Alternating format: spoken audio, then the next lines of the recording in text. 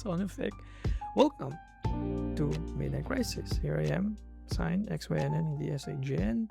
Welcome to this episode, and essentially welcome to the second year review of my adventure here sa United States of America, the land of the free. Bumubulong ako kasi gabi na. So, medyo ASMR podcast tayo ngayon, but hello, what's up? Actually, gusto ko lang maging fully transparent. Iba yung topic going into this episode. Iba yung naisip kong topic. Kasi, this past few weeks, I've been lifing. Life is lifing in a good way sa akin. And, medyo nag-countdown sa people na kausap sa guests and like nagiging more so podcast siya na yapping session na personal keme-keme. I've been getting more comfortable sharing and na-realize ko at the time of this recording na bukas, as far as I know, bukas is my second year here. August 6 or 7. Oh my gosh. Not again. August 6 or 7 ako here dumating. So, there we go. Sakto, pag-post nito, tomorrow, August 7, Friday, it's gonna mark my second year. So, naisip ko, why not do another review? Year-end review. Parang year review. Kung ano nangyari ever, like, after posting yung episode last year of the year 1 review, right? So, it's gonna be a year review, year 2, what happens sa life ko na public. So, we'll go back again. Here's Instagram sa aking highlights kasi yun yung parang binibase ko na memories and shit na nangyari sa akin. I'm sure may mga nangyari sa akin behind the scenes, of course, na hindi ko na matandaan or even sa podcast ko lang share.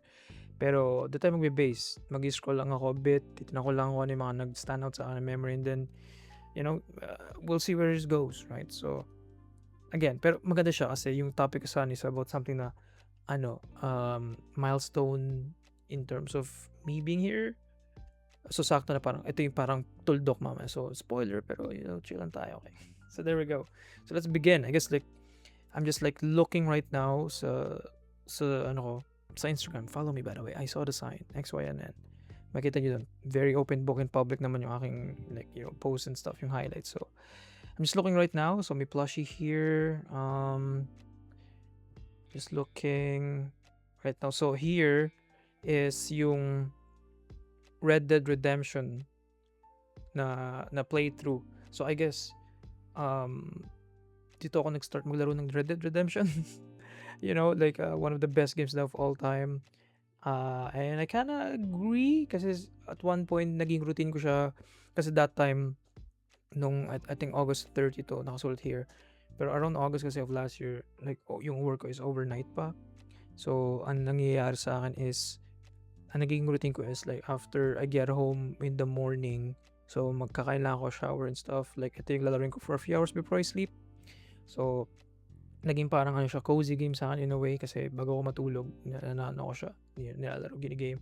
So sobrang tagal ko, I think nakasulat here 60 hours in, chapter 3 pa lang ako, like as in sinulit ko, I took my time, sobrang bagal lang. And it's one of those games na like I wish I could go back to, nakalimutan.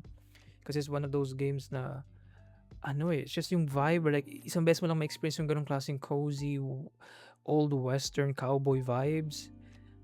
Kasi at one point, kapag lalaro na ng laro, naging game na siya. Parang alam mo na yung systems, kabisado mo na yung mangyayari sa NPC, sa random events, mga ganun. Parang GTA, right? GTA 5 or I'm sure upcoming GTA 6, you play enough, you play for long enough, and like yung immersion mo na world siya is gonna slowly dissipate, and ang papalit is nagiging game na siya, right? Like parang, ito yung mechanics, if I do this will happen, parang gano'n. Pero so I miss yung first time nila, like everything was fresh, everything like wow, di ko in-expect na ganito mangyari. Everything about sa camping ground, yung degradation niya throughout the story para mag-connect sa part 1 kasi it's a prequel, di ba? So yeah, I really had fun, enjoyed my time playing yung Red Dead, and I can't wait sa GTA 6 na hindi ko malalaro kasi I'm a digital kind of person and walang physical version ng GTA 6. and dadalhin nung relative ko yung PS5 niya. So, hindi ko siya malalaro. Anyway, ibang topic na yun. Pero yeah, let's scroll. Puro game ako. I've been in a gaming mood, I guess, kasi here, like, yung completion of my Hollow Knight um, playthrough. So, which is another good game na naman. Ang tagal ko rin, 30 hours for like, at this point, it's a classic. And then, after this, nag-Silk Song ako. I started Silk Song. So, sumakto lang na nahabol ko yung Silk Song.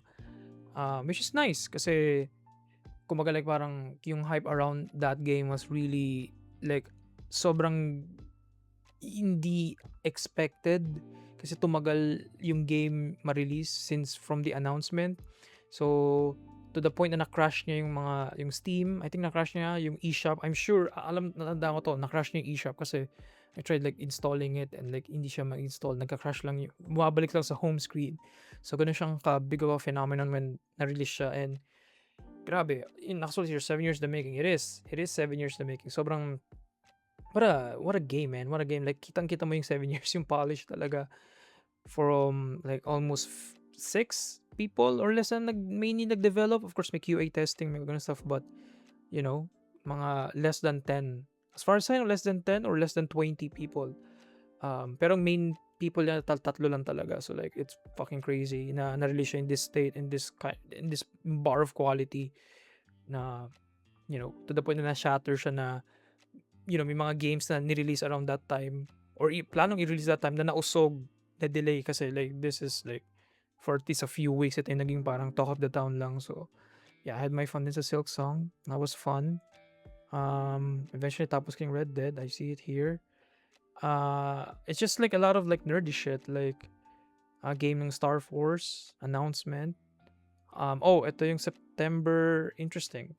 So around this time, ito yata dito ko nag-start na yung mag-delve deeper kay Porter Robinson as a musician. I remember this moment na yun sa work kasi yung work ko last year was pretty mentally, like physical labor siya kasi it's retail, right? Overnight retail, walang tao. So like parang you're just managing your own stuff, na binibigay sa yung task. Pero syempre at one point sobrang bored na ako kasi wala talaga akong ginagawa eh. Like usually may music ako, nagpa-podcast. Nisip ko at one point, what if like mag-explore ako ng ibang album. Dito yata nag-start yung album exploration ko kasi before naka-shuffle lang yung yung playlist. Kasi talagang random lang talaga. So wala akong vibe. Kung go with the flow lang kind of music vibing. Kumbaga pag ballad yung song, di ballad yung pinapakinggan ko and then next magiging super hard rock, ganun. So ganun lang. So naisip ko at this point mag-delve deep sa like album as a concept. And then naisip ko kasi pinapakinggan ko lagi yung Nurture ni Porter Robinson. Naisip ko, why not fuck it, like pakinggan natin yung mga older album. And then I tried yung Worlds and I get it. I get why siya naging global phenomenon and why siya naging why yung pressure kay Porter as a musician, like hindi niya nalagpasan after this kasi this fucking album, man, like this is something else. When I first listened to it, like I remember while nasa work ako, feels like, whoa, napapaganon ako like live sa work, like live reaction. Hindi ko natatago yung reaction ko sa songs kasi parang what the fuck, this guy made this song when nasa nasa early 20s or some shit like that. Like he was very young when he made this, like ang fucking crazy. Like hindi lang sa hindi lang sa young siya, nag-influence siya ng mga sound after yung Worlds album, like to the point na naka-influence siya ng other musicians to like do similar music sa kanya. So ganun ako like parang oh wow, holy shit, like parang deserve ko ba siya may tattoo. Well, specifically sa Nurture, but yeah, as a musician, one of the things that I was really like parang namangha talaga ako sa kanya, like sa craft niya, like what an awesome thing. Like etong nasa post yung Years of War, apparently hindi niya to gusto in terms of like paano niya kinreate yung song. Pero ito yung nag-stand out sa akin. One of the few songs nag-stand out. Yeah, I love this. I love yung Worlds too. Pero Nurture pa rin ako, boys. Nurture pa rin ako. Hindi pa rin mawawala sa akin yung pagiging Nurture boy. Pero yeah, world's awesome. Dito ako nag-explore. I think nag-explore ako after this ng nag-start ako ng Radiohead, ano ba yung mga in-start ko? I forgot yung ano ba mga ibang album. Basta band eh. Mga indie band. Basta nag-try ng mga new albums to like listen to. Pero I think ito yung nag-spark sa akin. Okay, I'm gonna listen sa album kasi before songs lang, standalone songs lang, 'di ba? Pero I never really tried na makinig ng isang buong catalog ng musician, yung kung anong order ng songs specifically, right? Kasi for so long sanay ako na shuffle lang siya or sine-search ko na yung specifics kung gusto ko pakinggan siya.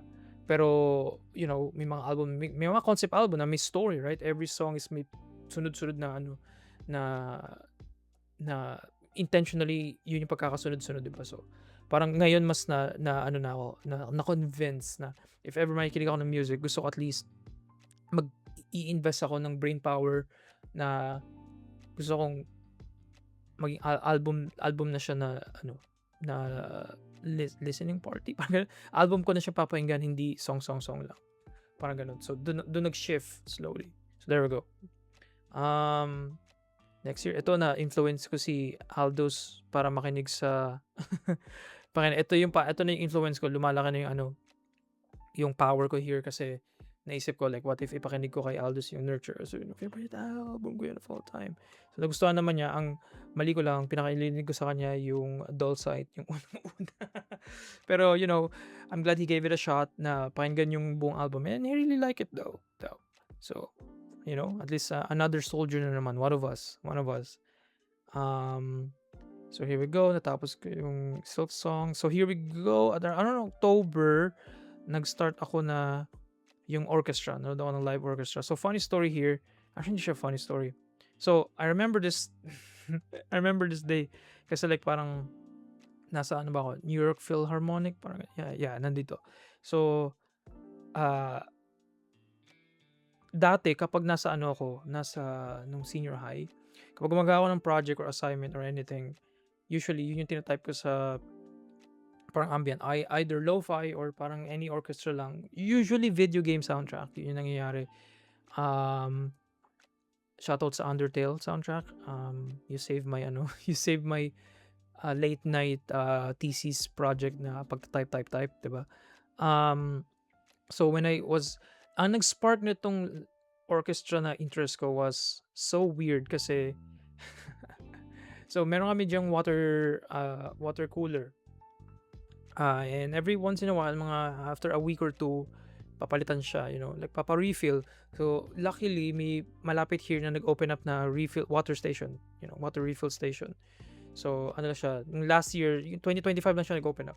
So kasi before, bumibili kami ng tawag dito, yung ganito, yung water, pero yung mas makapal, yung mabigat. You know what I mean? Yung gallon, a few gallons, tapos ilalagay lang doon, like isasalin, yun yung word, tatapon. Isasalin lang siya. So, buti na lang meron ng water station, hindi na kailangan yun siya. Mag-refill lang tapos uwi na agad, right? Nung nandun ako, kasi ako yung usually nautusan to like, to carry yun, right? So, ako usually nagbabayad and stuff. May magazine, yung doon, yung teller, diba? Yung nagbabantay, basically. And yun yung parang orchestra book of the year. Basically, parang schedules about sa mga orchestra, sa mga events na upcoming for that year, 2025. So, I remember that time medyo introverted pa ako. Wala akong interest makapag-usap tao kasi nga overnight ako. So, at that point, like ano lang ako, like very, hindi naman sheltered. Like, like ano lang, trabaho, uwi, kain, tulog, gising, trabaho, uwi. That's it. Kaya nga nakapaglaro ko ng mga big games like Red Dead or Silk Song kasi as in lock-in lang talaga ako last year sa house. No, wala akong social life basically. Wala akong social life kasi panggabi ako gumigising tapos like it's just a whole thing talaga. And of course, yung like after the breakup and everything, like parang talaga mas na-coop up ako sa mas na ano ako na mag-coop up. Ang tawag dito na hindi influence mas niya, ano yung word na yun? Mas na-push ako to like, mas better to na bahay lang ako, ayokong kumilos, ganun. So, I remember this na nakita ko yung ano niya, yung parang magazine, And ako may nag-nudge sa'kin, lumakas loob ko that time na kausapin siya and sabihin na, "Oh, ano 'yan, orchestra, are you interested in that?" Parang gano'n, like sobrang weird lang, nag-strike lang ako ng conversation. And then sabi niya, yeah, interested daw siya. And then eventually, ano na, nag-continue na yung conversation to the point na tumagal kami mga 10 to 15 minutes. Tumagal ako dun sa loob kasi nag-ano siya, pinanood niya sa akin na have you watched Amadeus, yung movie? Right. Sabi ko, I'm familiar, it's on my watch list, what's up? Tapos pinull out niya yung phone niya, tapos naganap siya sa YouTube ng scene ng Amadeus and then hinarap niya sa mukha ko and then pinapanood niya ako while pinapanood ko yung Amadeus. Kumbaga naging reaction channel niya ako bigla. Like pinanood niya sa akin yung buong 17-minute clip ba yun or something, like it's a scene na ano daw, magandang scene daw. Bigla lang nangyari all of a sudden. Like bigla akong tumagal doon. Hindi ko na-expect, na akala ko clip lang pero pinanood niya sa akin, hawak-hawak niya sa harap yung phone. Siya naghahawak, hindi ako. Ako edi parang okay, yeah. I mean, I don't wanna watch too much because it's, I don't wanna spoil myself. Pero nakatitig pa rin siya sa akin. Gusto niyang makita yung reaction ko dun sa scene na hindi medyo out of context. Hindi ko alam. Like, I think important na scene to. Again, ayoko ma-spoil so hindi ako nanonood ng trailers and stuff like that. So hindi ko alam yung nangyayari pero nasa watchlist ko na siya. Pero nanonood lang ako. Pinapanood niya ako habang pinapanood ko yung scene. Hanggang sa naglakas na akong loob eventually after mga 3 minutes na parang hindi ko maintindihan, wala akong context, right? Tsaka gusto ko lang kumuha ng tubig. Kukuha lang ako ng water. What's happening? Tapos, I mean, na-appreciate ko yung contact, na-appreciate ko yung connection, pero like, papanoorin ko ba itong buong clip? So, ang ginawa ko, nilakas ako yung loob ko, inangat ko yung daliri ko, tapos pinindot ko yung fast forward dun sa phone niya, paunti, beep, beep, beep, beep, beep. Okay. Also, this is happening. Beep, beep, beep. Parang pasimple lang para skip yung time. Kasi it's just like, brother, I mean, I get it. I get your point, like this is a good scene, tatapusin ko ba? Pero anyway, eventually natapos din. And then, ayun, doon nag-spark yung idea na nanonood ako. And then eventually nakanood na ako here. Ito na yun. Yeah, Debussy. I think yung mga pinlay here, I forgot. I'm a fake fan. I forgot kung sino yung parang person, yung maestro. Pero yung mga songs natin, I think yung mga familiar songs si Debussy. So yun, that's it. That was super fun. Fancy Schmancy. May mga, puro old people. I think nakwento ko na to before sa podcast. I remember this. Na mga old people and stuff. That was a really nice time. Pero gotta admit, medyo inantok ako. Okay? That's my fault kasi overnight nga ako. May pasok ako. Kakagaling ko lang sa work yata that time. Tapos, again, panggabi nga ako that time. So, technically, nagpupuyat ako while watching it. Right? Kasi by tanghali tulog na dapat ako. So, ang oras ito around mga 6-7 p.m. 6-7 na naman! Ano bang meron sa 6-7? Ba't ko nasasabi lang, someone should shoot me in the face. Kailangan may pumigil sa akin mag 6-7. Gosh, damn! Anyway, yun. Ayun. Like, mga ganong time and nakatulog kasi ang relaxing ng sound ng music, like parang ito yung ginagawa ko pampatulog before or minsan pampa-background music, habang titisis or some shit. Pero like right now, nasa harap ko na siya, nakaka-wow, at first, and then eventually, malalal ka, and then parang, ang relaxing. Kasi minsan gusto mo lang pumikit to like really enjoy it, pero at the same time, puyat kasi ako that time, so yung enjoyment ko, napapatungan ng antok.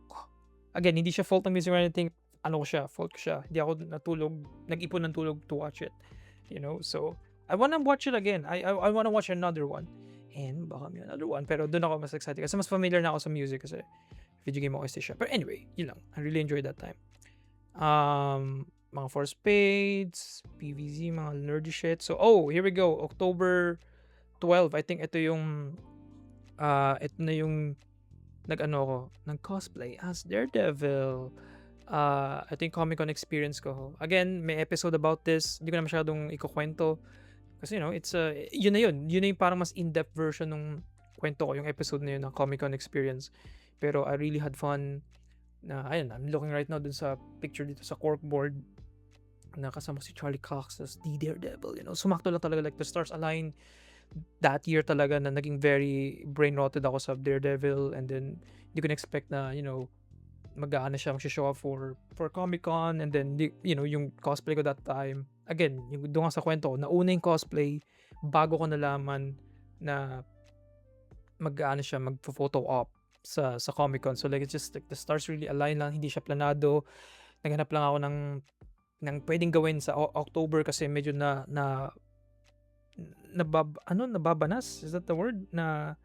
Nabobored, kung anong word yun, na wala akong ginagawa masyado, yung gusto kong do something na like parang hindi ko pa nagagawa before. So even yung Comic Con was really unplanned, like everything about it is just one an experience. Kasi nanood pa ako sa premiere ng Chainsaw Man, di ba? There's a really nice couple na nakatabi ko. It's just like all around, what an awesome first experience sa Comic Con.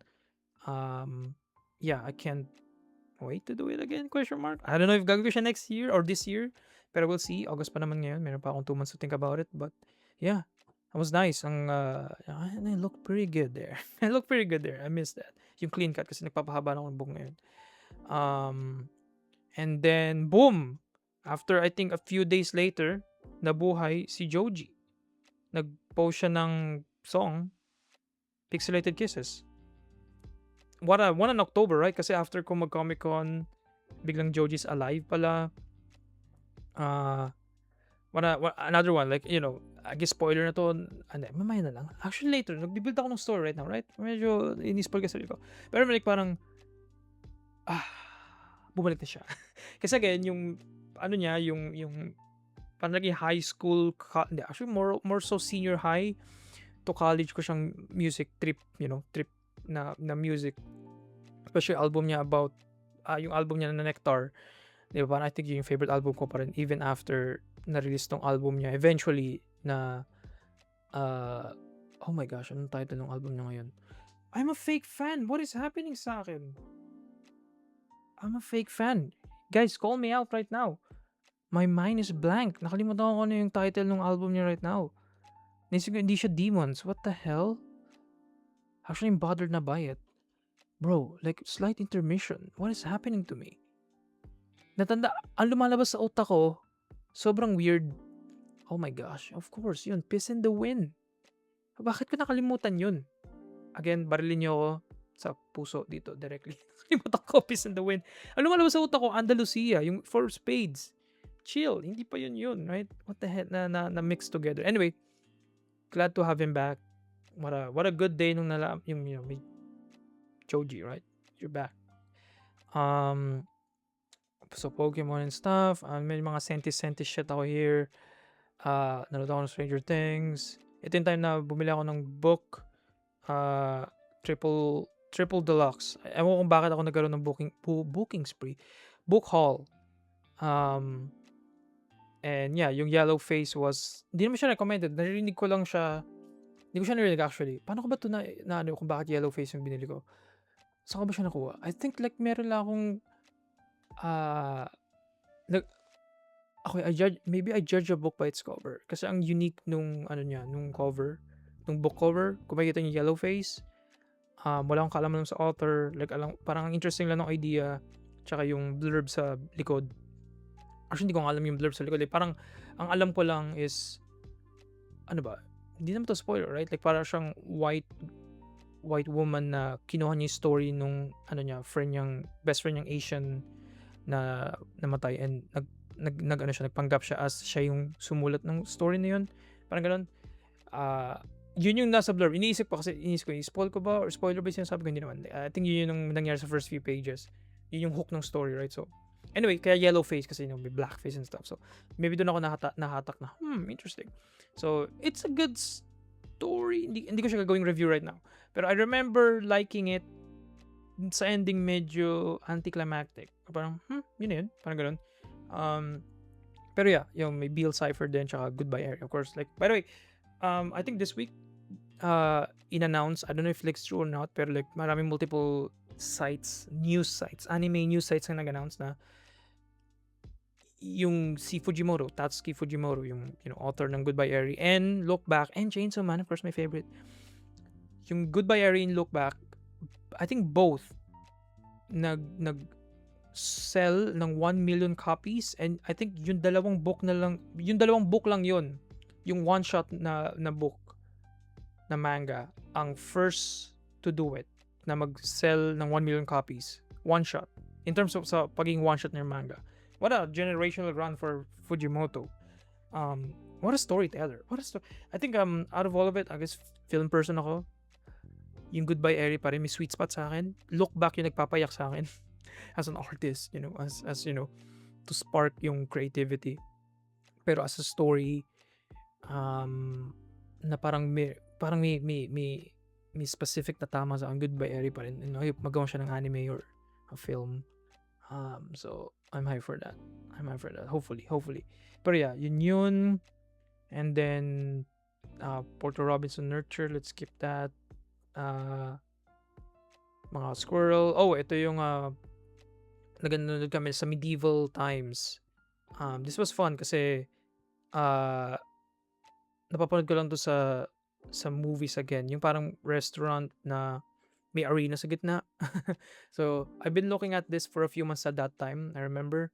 And sakto around December, I think December ito na post. Doon na nagkaroon ng time lahat to like gumala dun sa restaurant na yun. Ang cool nung labas, mukha talaga siyang castle. Talagang themed restaurant siya. Actually, parang hindi ka siya restaurant kasi ang hook nun is more so yung show eh. Yung food is okay eh. Hindi naman siya ganun kasarap eh. Like, normal lang siyang food. Normal lang siyang big na chicken, parang chicken drumstick na like, nam nam, pwede mo ganunin.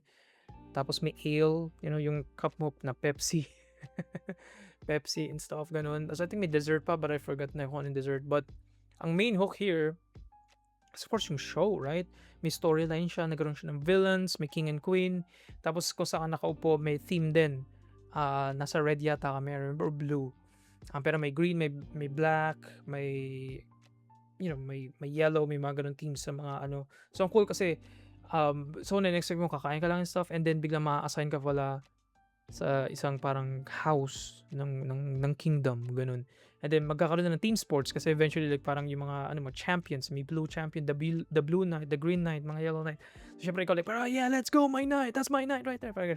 So that was awesome kasi yeah, totoong sword fighting, totoong horses, talaga nag-clash yung mga nila, yung no, hindi siya fencing. Oh my goodness. Halatang hindi ako prepared. Halatang off the cuff lang talaga. Jousting, there we go, yung jousting.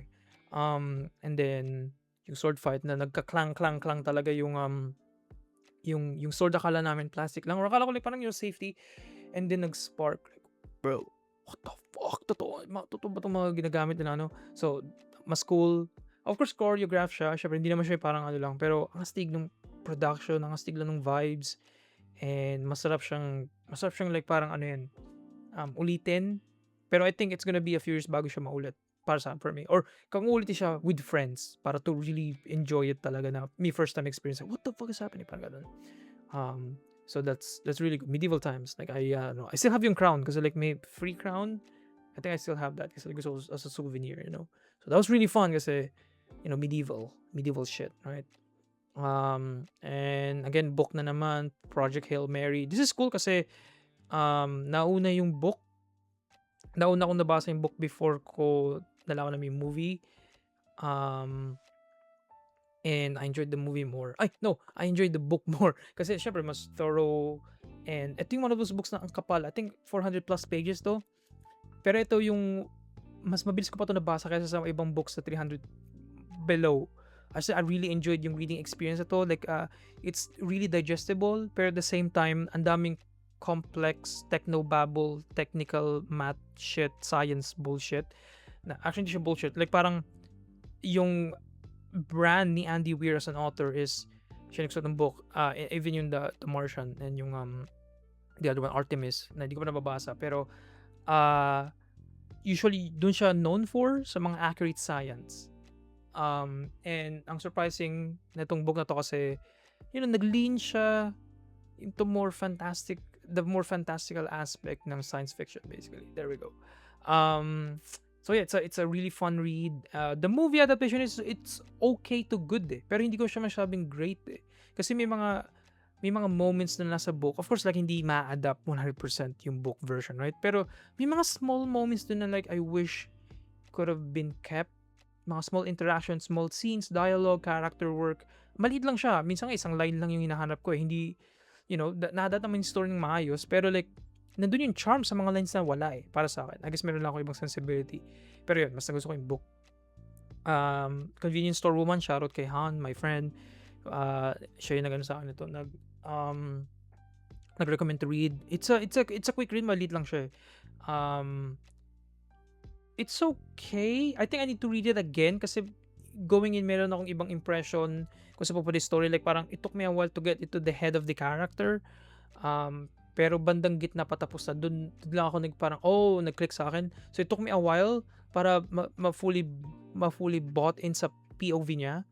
Right? Kasi it's a very unique na perspective itong main character na hindi person nag-align sa akin, maybe sa ano ko, the mindset or sa mood ko that time when I was reading this. Pero like I enjoyed reading this, pero I feel like I could have gotten more out of it if like mas nag-open pa ako ng mind more, inopen ko pa yung mind ko to like really invest myself here. So, but I recommend this story, Convenience Store Woman. It's a fun read. Here we go. I remember this. So, this is yung Pluribus episode na really tumama sa akin. I think this is episode 7, if I remember correctly. What an episode. So, I'm gonna be honest. Kaya ako dito, as in talagang, I'm gonna be vulnerable, okay? Ako lang mag-isa, walang pipigil para mag-share ako nito. So, kung ano yung really tumama sa akin, kung bakit ito tumama talaga. Kasi ito na yung na-expound na, I think at this time, mga December 12. Nakasulat here December 12. Ito na yung moment sa buhay ko that time. Kasi ang dami nga, like yung work ko, like I think nag-work pa rin ako sa retail nito. Overnight pa rin ako. Tapos yun nga, it's been a few months after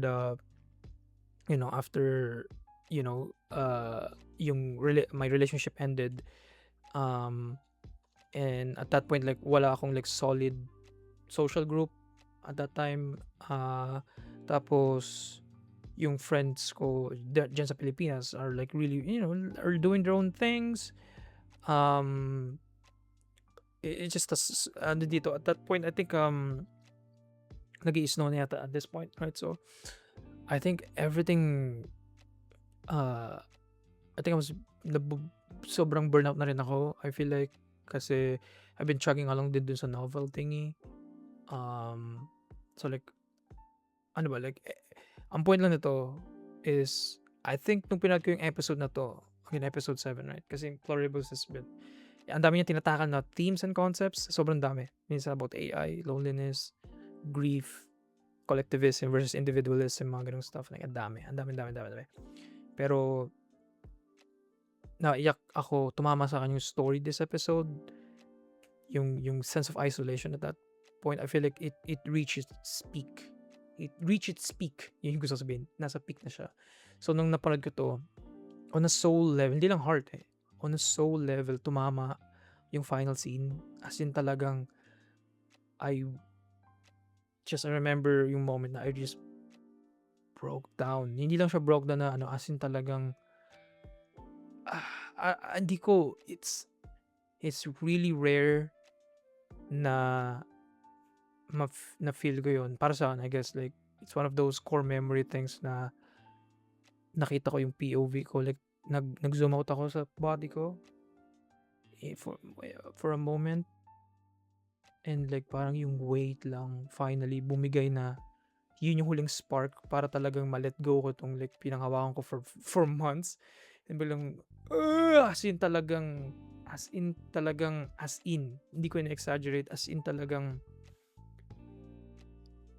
in luha talaga, like yung I think I remember saying out loud na I'm so tired, like ganun talaga, like as in again on a soul level siya tumama. I remember just nakaupo lang ako after this, like like parang alam mo like parang yung ganun talaga, like grabe, what a show. Thank you kay Vince Gilligan. What a perfect time para mapanood ko yung show na yun, really, kasi after that nahimasmasan ako a bit. First, nahimasmasan siya, like, parang, okay, like, we're gonna figure something out here. Alright, like, may mga changes na, like, building up the changes. for the coming 2026 to like really like may magbago na, parang ganun na air of like, okay, you've let it out na. As in talagang, kasi may mga moments sa life ko last year na like, ito yung pwede kang umiyak na here para ma-release mo na siya, para maging, para ma-process na ng body mo, kasi hindi lang naman emotion yung nagpo-process sometimes, or yung mind. Minsan may physical processing din na needed, kaya sometimes people need to cry. As in talaga literally, people need to cry. Hindi, it may not be the reason right now. Like let's say, may mga people na, I'm fortunate na hindi pa nangyari sa akin to, pero like, may mga people na hindi, pag minawalan sila ng relative or son or daughter, or, nawalan sila ng kapatid, parent, mga ganun. May iba na hindi do umiiyak, right? Or parang it takes them a while bago umiyak. Kasi it's just like, sometimes napoprocess siya ng mind, pero yung body is like delayed, Like, na doon yung acceptance niya, nawala, blah, blah, blah. Iba pa rin pag iyak ka, iba pa rin pag yung body mo mismo mag-release nun, kasama na emotion, right?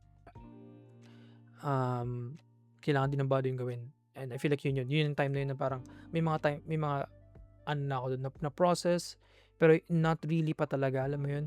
And yun yung nag-spark one of those, and super unexpected lang, like, nasa routine ko lang manood ng episode, then, after a while, tulog na ako, parang that's it, pero, it's one of those na parang, oh my God, this episode speaks to me, on a like, parang deep level talaga na tinamaan ako.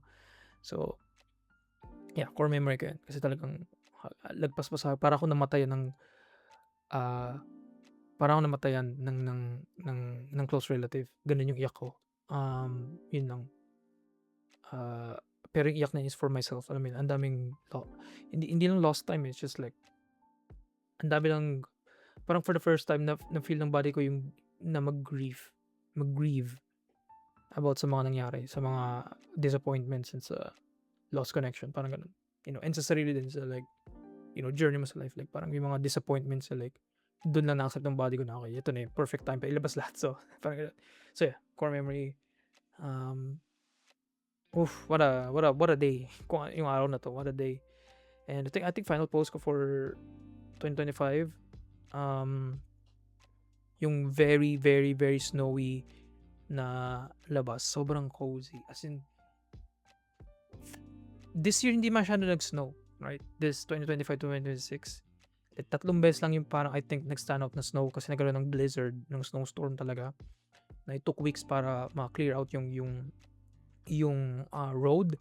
And yung mga pile ng snow, it took like a month para mawala. As in talagang ang tagal niya matunaw.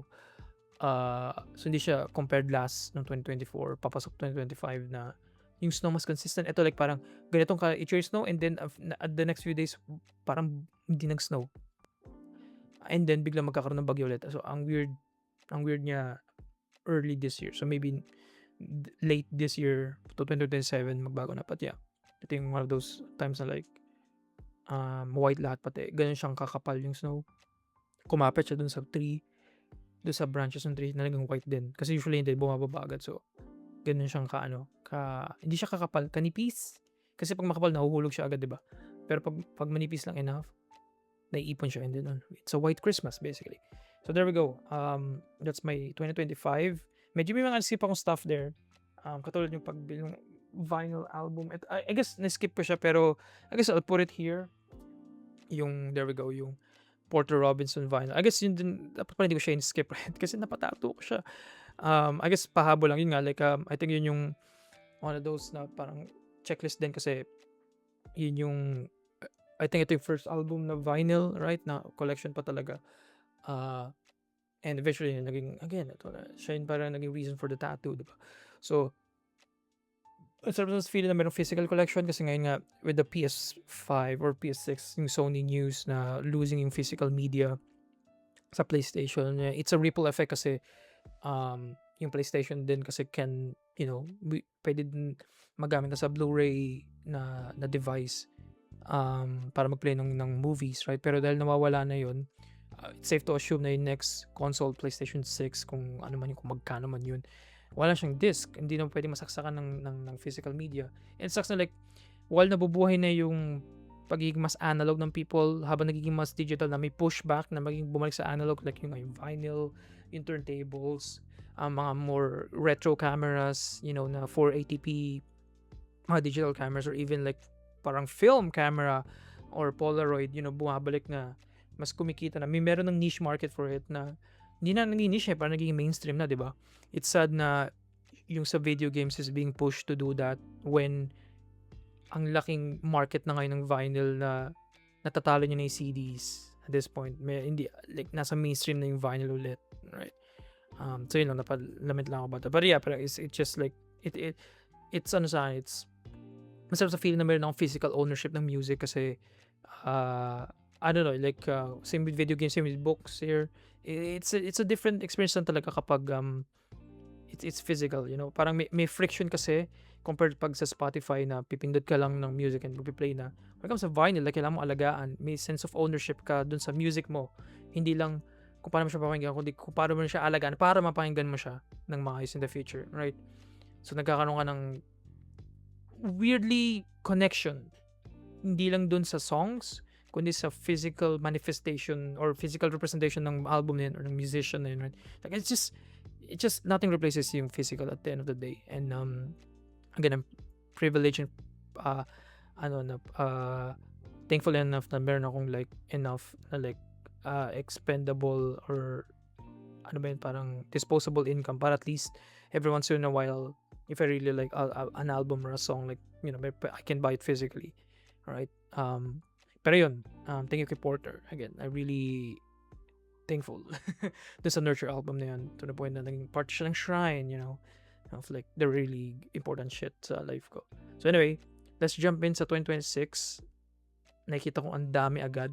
I think mas naging active ako this 2026. Suffice to say, what the fuck? Guys, I'm sorry. This episode, medyo bulol ako. Alright? I don't know what's happening sa dictionary ko, sa vocabulary, and sa bibig ko. Pero yeah, ang unang-una this year is I wrote a novel, Secrets Out. Yun nga, again, it became a whole episode. Pero yeah, explored there yung process ko and like yung inspiration and shit. Pero, it's just a really, really, really, really nakakalog na vibes na may natapos akong ganung project. To be fair, hindi pa siya tapos. Pero like yung first draft is I consider like a whole story in and of itself, diba? It's a very flawed, very pangit na story right now kasi ang daming modifications since then, diba? Pero like, yung idea na may ganung big project ako natapos, right? And in time just for the new years, just really, nakaka-proud lang sa sarili na kaya ko naman pala to kaya ko naman pala So, ang next na kaya ko naman pala to tapusin na siya at i-publish. Pero, ano pa siya? Cooking, alright? I'm still cooking, hintayin natin. Pupunta din tayo dyan eventually. So, yeah, there we go. Publicly, finally na-announce ko na. Yeah, oh, shit, sorry. Na ano siya natapos. First draft, okay. We'll see. Yung next na announcement na to, tapos na siya. Sinesend ko na to people. Yung at least art copy, or at least yung review or copy na finished product na pwede nang i-criticize some people. So, it's, I'm still cooking. Just wait lang. Be patient. Okay. I guess inisip ko lang kung i-share ko ba tong stuff na iba. I guess i-share ko to, like, ito yung Mamma Mia, ito yung start of the year. Kasama ko here yung relative ko, kami ng Mamma Mia. So, I'm gonna be honest, I don't know, maybe di ako market for Mamma Mia, pero okay lang yung Mamma Mia. Okay lang. Yung mind kasi mga songs lang, really, ano lang siya. Tsaka yung story din is like parang, okay, yun lang. Tsaka nakakalam ko. Pero just, it was an experience, like, kasama siya sa belt mo of like, I'm thankful na nagawa siya. Kasi after that, a few months later, wala ni Mamma Mia. I think para lang siyang, a few months lang siya, kasi ni-revive siya. And pinalitan na siya. I think ngayon, right now, at the time of this recording, kung ano nasa Winter Garden Theater ngayon is Death of a Salesman naman. So, parang ganun. Yun yung nangyari. Like, natapos agad siya. Hindi siya tumagal ng 1 year yata. Yeah, di siya tumagal. Wala na siya ngayon. January siya na So, at least napanood ko siya. Yung parang at least Broadway version ng Mamma Mia or yung Broadway adaptation or nag-start sa Broadway Mamma Mia, diba? Tapos ginawa siyang movie. Tama ba ako? Pero yun, napanood ko yung original ko naman. Kung ano ba yung nauna sa dalawa. Pero yun, ng Mamma Mia. Here we go again. So, there we go. Ito yung The Bear. Hindi siya The Bear. The Pit. Here we go. The favorite ko si, sige fine, fuck it, magano ako dito, ano tayo, mag-story about The Pit.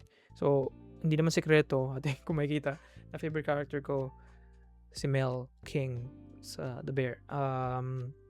Maybe kasi yung sensibility niya, tsaka yung character ang cute.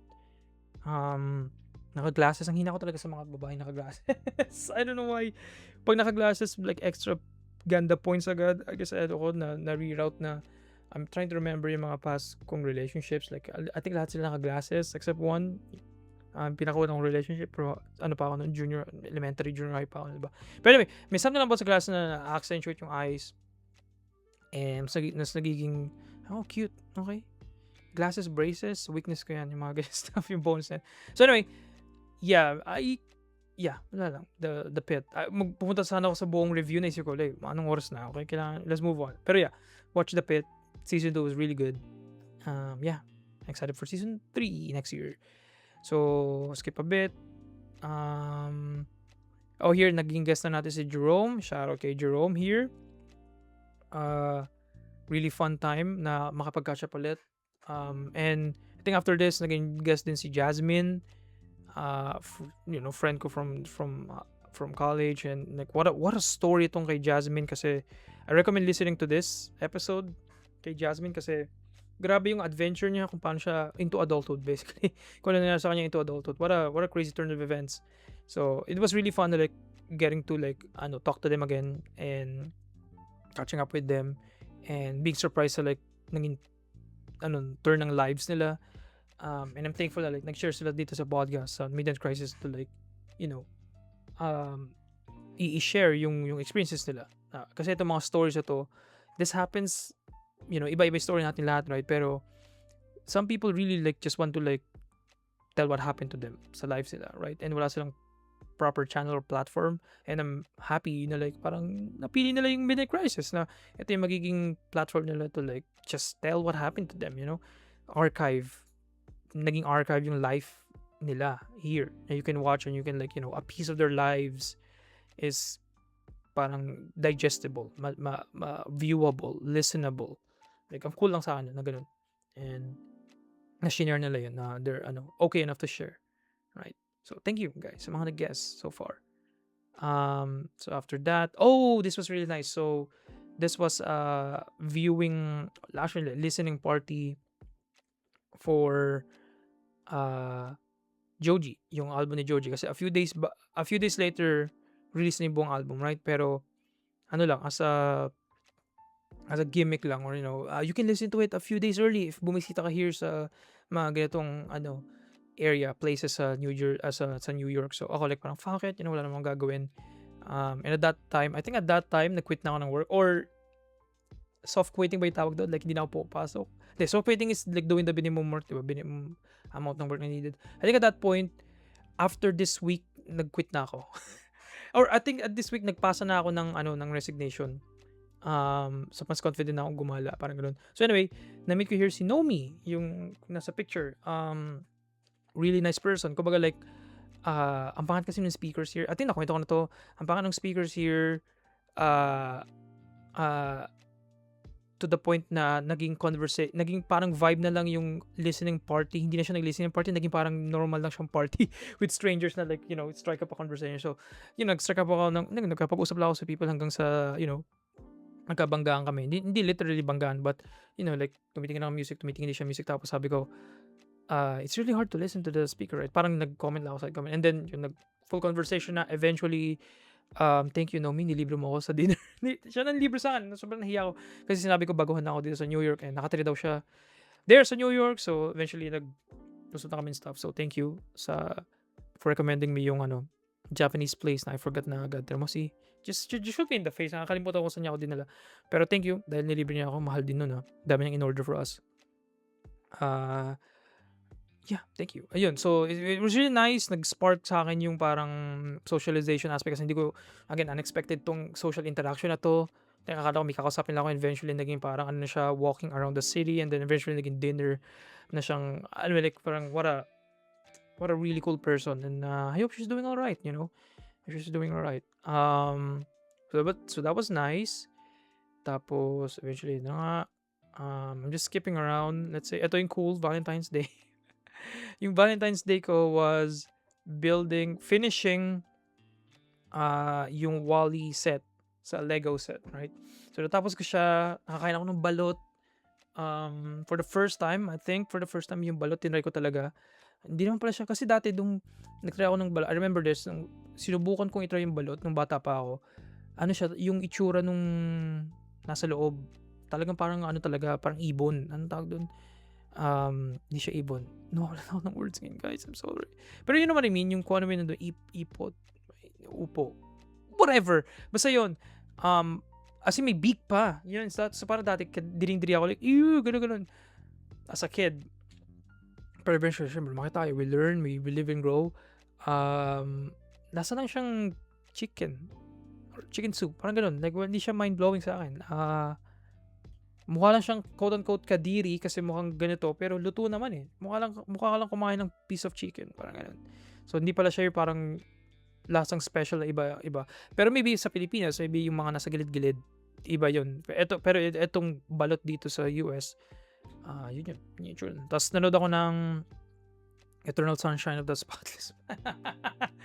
Talaga tinorture ko yung sarili ko this Valentine's in a good way. Kasi talagang pinabayaan ko lang maging i-open yung heart, manood ng movie na really depende sa mood mo, either masasaktan ka or it's a reprieve from the pain either, right? Kasi like you could like parang ruminate sa what you lost, you could like be angry sa again what you lost, or you can like be thankful na nangyari yung mga things na nangyari.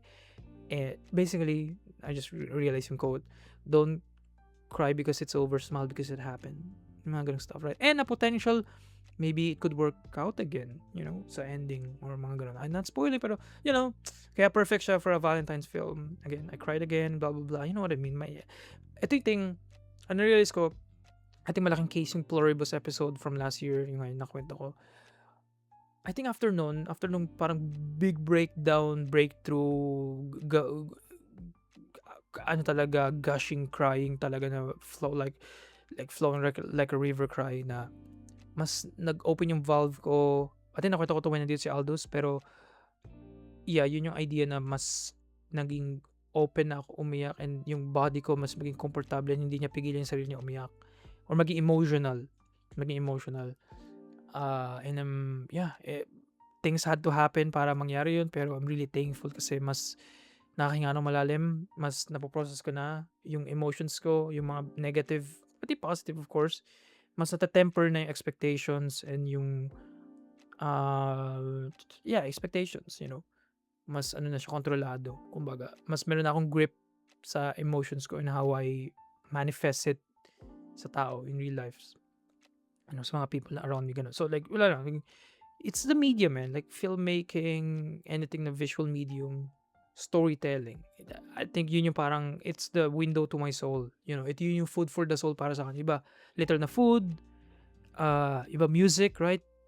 Para sa akin talaga it's just like the visual medium, like shows man or movies, I mean even books, even stories, like I mean songs can be stories, right? Pero yung talagang pinaka tumatama sa akin, yung pinaka is like movies, man. Movies talaga.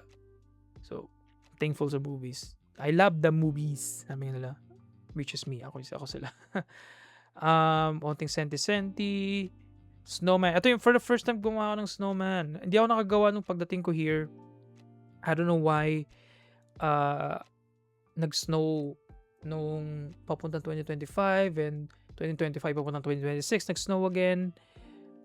Hindi ko naisip until nung patapos na siya. I think etong snowman na to, tapos na yung natutunaw na. Basically, natutunaw na yung snow. And I think after a few days after this, wala na yung snow. Yun na yun. Ito na yung last batch ng snow, and then springtime na. So, I think ito yung time na wala na ako sa work. Late February, wala na ako sa work. So, I guess naging excuse to na doon na nag-open up ako na, you know what, I'm just gonna do things. Kasi like before talaga, 2025 was locked in terms of like sa routine ko. Kasi talaga nag-lock in lang ako sa work na it's a negative kasi like nawalan ako ng social life. Nawalan din ako ng personal life. Literal like, trabaho lang, laro onte, nood onte, ganun. So ito yung one of those na like, I'm gonna get my whimsy back. Parang may reclaiming of like the whimsy. So like parang ano ba yung nasa bucket list ko? Ano ba yung gusto kong gawin for so long na like ang dami ko excuses na hindi ko siya nagagawa before. And ito yun, snowman. So mga snowman, ang name is Martin Nievera. Clever. Clever. Pero it's really cute. Ginamit ko yung mga coins here na I think dala ko uh, for, mga 5 peso coin, 10 peso coin, mga ganun. So, nandun yung dugong Pilipino ni Martin Rivera, diba? Uh, pero yeah, he shall be missed kasi after this, namatay na siya mga a week later. So, there we go. Ito yung picture niya of like, Gore, by the way. NSFL, not suitable for life. Gore, ni Martin Rivera. Pero there we go. Short life, pero life worth a life lived. Parang I skipped this, by the way. Really fucking sad. Nag-end ang Smiling Friends. Alam ko may very nerdy shit, pero yeah, really sad na natapos yung Smiling Friends, kinancel. Kung ano man reason ng creators, sinabi nila nababurnout na daw sila. I kind of respect it, pero at the same time, like, this show ended too early. Like, nag-announce sila ng season 4 and 5. Pero after 3 seasons, I guess, like, parang for them, like, hindi na nila kaya yung idea na, like, mag-run pa sila. Ba't may itchy mga words ko right now? Mag-run pa sila for 2 more seasons, which is gonna take, like, years more. Like, a few more years of their life. Diba? Parang, maybe naisip nila na hindi na pala, hindi na, mas na-outweigh na yung benefits nung gig. So, kinancel na. Open pa rin naman daw sila to do one-off episodes every once in a while pag trip nila, pero as a show, as a season, 9-10 episodes, like, wala na yata sila sa chamber. It sucks though, kasi meron pa yan, ang dami pa talagang material, right? Maybe yung creation itself, hindi yung jokes, but yung creation of the animation, of like, everything else ng productions, hindi nila kaya. Pero they shall be missed. Kasama si Martin Rivera, right? Smiling Friends, a really quality, sobrang funny na show na I recommend you guys watch. Parang Rick and Morty, yung golden era ng Rick and Morty, ganun siya. So, and here, Joji, right? Nakabila ako ng ticket ni Joji. Ito na yung build-up. Basically, yun yung build-up na nasabi ko. Joji, nakabili na ako.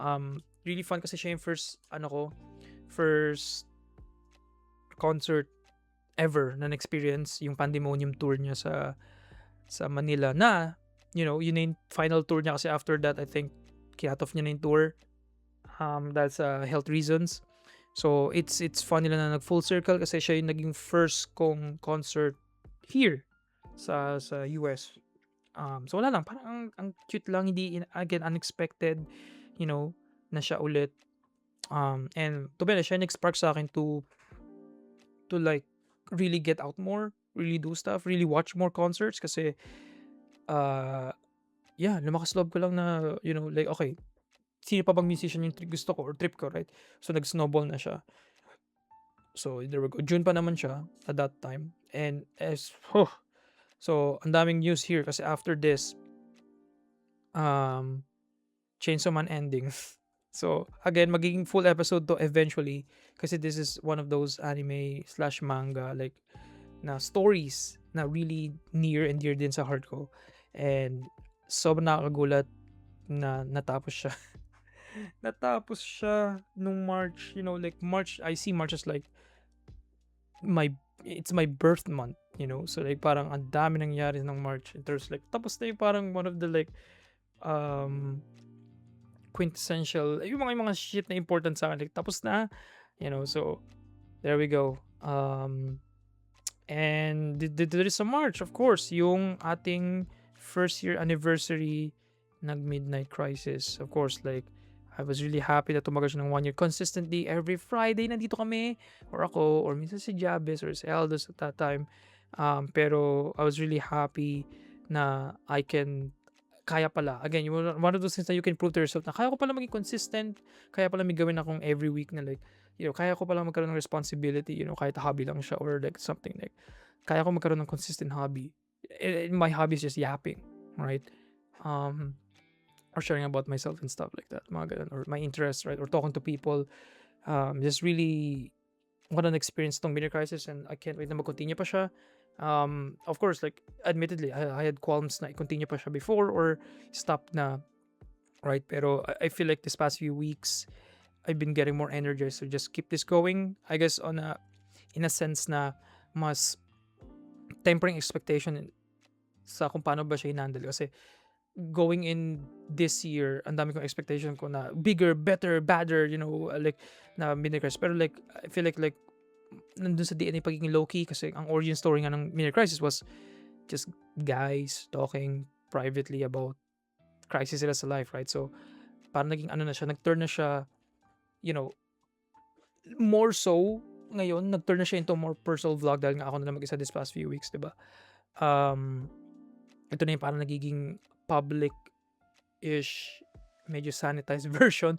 Kasi of course may mga nangyari, walang name drops and stuff. Pero in a way, ito yung parang video journal archive ko of my life na, again, ulit-ulitin ko, it's so nice to like have something to look back to. Yung mga moments ko sa life, especially last year, na like, oh, this was the moment na I can't take it anymore. Oh, ito yung moment na okay pa lahat, yung mga ganun, right? Like, just nice na I can like look back at it. And yung growth ko din as a person, like physical appearance, sa hairstyle, sa perspective, sa people, sa connections, sa opinions, like, it's like it's a time capsule ng life ko na, like old era ng YouTube, right? Like expressing yourself, broadcast yourself, yung ngayong original ng tagline ng YouTube, right? Ang dami na nag-change, of course, sa history ngayon. It's a decade since then. Pero I wanna keep this going. Kasi like, ano naman, to be honest, it's just an easy little mic. Kaya nga minsan phone lang, di ba?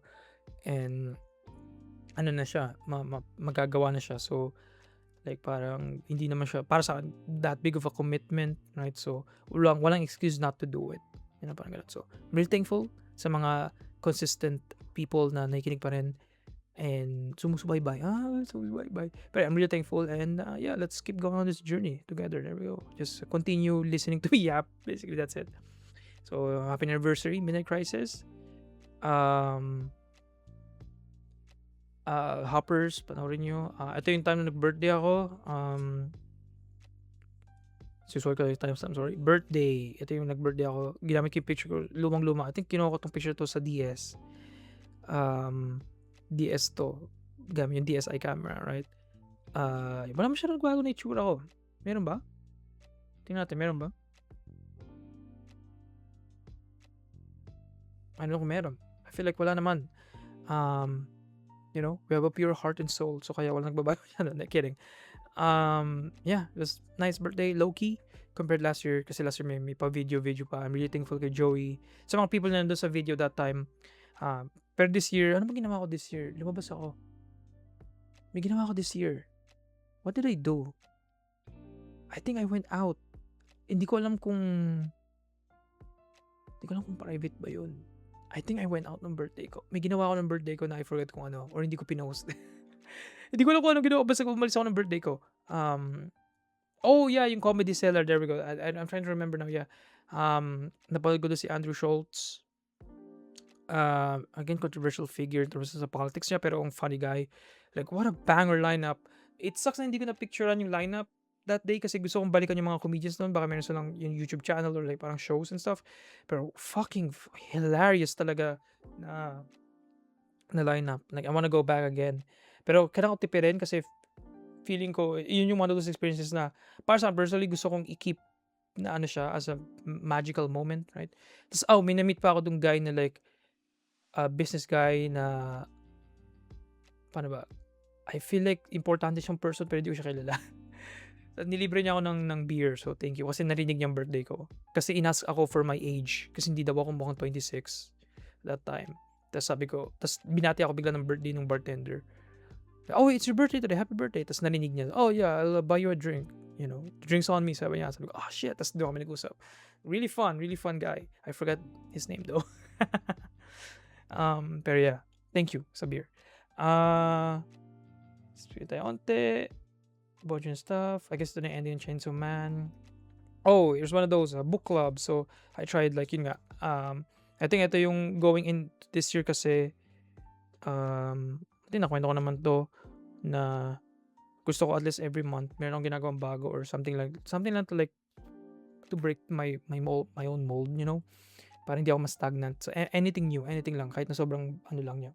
Kahit na hindi financially correlated or hindi ko need manood ng concert. Something na labas ako to do something, na noteworthy kumbaga, na para sa akin unique. So na-try ko that time mag part ng book club. So ni-rush ko tong to be honest, ni-rush ko tong basahin itong And Now Back to You. Kasi like I feel like nabili ko siya. I think ang book club is 25th. Binili ko yung book 23rd. So I had 2 days to like read this. It was a cute read. Wholesome naman yung story. I didn't know it was a sequel. Or at least sequel na medyo ano siya, like parang loose sequel kasi may story before this and then yung characters from the first story nandun sa second story pero hindi na sila yung main character, of course. Pero yeah, like ito kasi yung book club kasi ito yung recommended reading for this month. So like parang okay, in romance, I'm writing something along those lines din naman, 'di ba? Rom-com-ish or something na romance related. So naisip ko, maybe I should get inspired. It's really basic in a sense na yung stories like yung haters to lovers, mga ganun stuff, right? They hate each other and then they love each other kasi stuck sila sa sa circumstances nila. Pero ang cute ng writing. It's wholesome enough. I'm glad I met them kasi like nagkaroon ako ng like insight sa I guess sa community, sa romance community. Ibang-iba yung perspective nila and yung expectations sa stories, right? Like hindi ako maka-romance person kasi pag na book na fiction, usually fiction lang talaga. So yeah, may mga rules set doon na like dapat pag romance book, I think sa dulo whatever man yung story mo, kailangan sa dulo they have to be together sa dulo, or it wouldn't count as romance, it would count as fiction, parang ganun, right? It's one of those like romance one-on-one yung genre, right? Like kiligin ka and then happily ever after, at least yung idea, right? Pero yeah, I'm really thankful kasi like discussions, story, and sa mga books din nila na I've yet to read, actually, I'm gonna be honest. Pero ang dami ng recommendation about it. Yung katabi ko dyan, yung naka-green, I think yung person na to like parang ganoon din, nagsulat din ng book na tinatry niya ng i-query, like tinatry niya ng ilapit sa mga publishing houses para hopefully ma-publish. So wala na ako update sa kanya. I've added her sa IG pero I forgot. I mean, hindi ako maka-online, hindi ako masyadong tumitingin sa like stories versus posts. So I don't know if like naging successful siya. Last na alam ko though, I think married na siya or na siya, engaged. So congratulations to her. Parang ganun. So yun ang alam ko. Anyway, that's it. Very fun experience na makibelong sa book club. So there we go. Speaking of, ito yung Artemis Hope Core April, really really pivotal moment sa history natin as humanity. Like sobrang positive na coverage, space, yung interest ng tao sa space, like nabuhay ulit. Napanood ko to live. Hindi live na nandun ako pero napanood ko yung live launch niya. And again, one of those core memory na hindi ko in-expect na mapanood ko siya live kasi akala ko like baka tape lang, pero nakita ko may countdown below, so parang hinintay ko na siya. Like parang nanood na ako, right? And nabutan ko yung successful launch niya. Ang astig lang na, wala lang, part of history. Hindi ko, alam mo, one of those things na like, you didn't know na yung nakikita mo, o yun even nangyari sa life mo right now is like historical, right? So parang yun yung nakaupo ko. I remember, nandun ako sa cafeteria nun eh. May work pa ako nun, di ba? Which is pretty crazy kasi yung schedule ko really aligned dun sa lunch, lunch ko and sa lunch ko. Yung lunch ng Rocket, yung lunch ko, as in, so ang cool lang na like, parang ko siya mo kumakain, like parang, wow, what an achievement talaga in terms of human achievement, diba, na we'll go back sa moon again. And itong mission na to is just one of those, yung one big step, small step for man, one giant leap for mankind. Anyway, like ito yung one big step para like sa mga susunod na missions pa, right? Like we went around the moon, new mas high quality, high definition pictures ng moon. and yung crew, what a positive vibe. Like, it's just overall, what a excellent like historical moment na I'm glad I got to like watch live. And again, yung historical, man. Wala akong sabi iba. 6-7.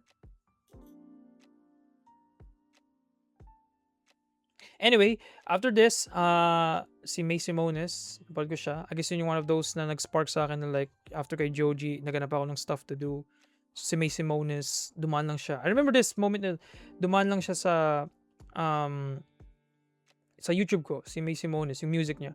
So, pinakinggan ko lang, tapos, bagong feature yata to sa YouTube that time, or ako kung wala na.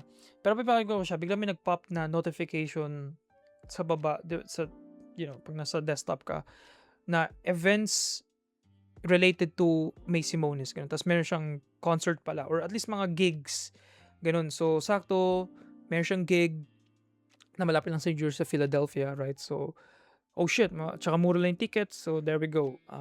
Nauna siya kaysa kay Joji, kasi April. So, super fun vibes.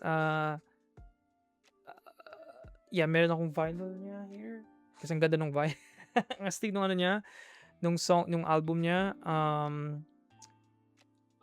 Yeah. I remember this. Ito yung kwento. Ito yung first time ko nag-Philadelphia.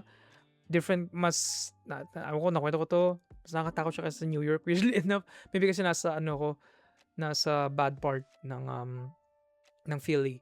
Or at least yung na-stuck ko kasi diba naligaw ako. Ako, nakwento ko to, but basically naligaw ako, bumaba ako sa maling station, tapos umikot-ikot pa ako bago ko napunta dun sa pauwi. And pag uwi ko, ang binabang ko station is 2 stations away pa bago sa station ko. So nag-Uber pa ako para umuwi.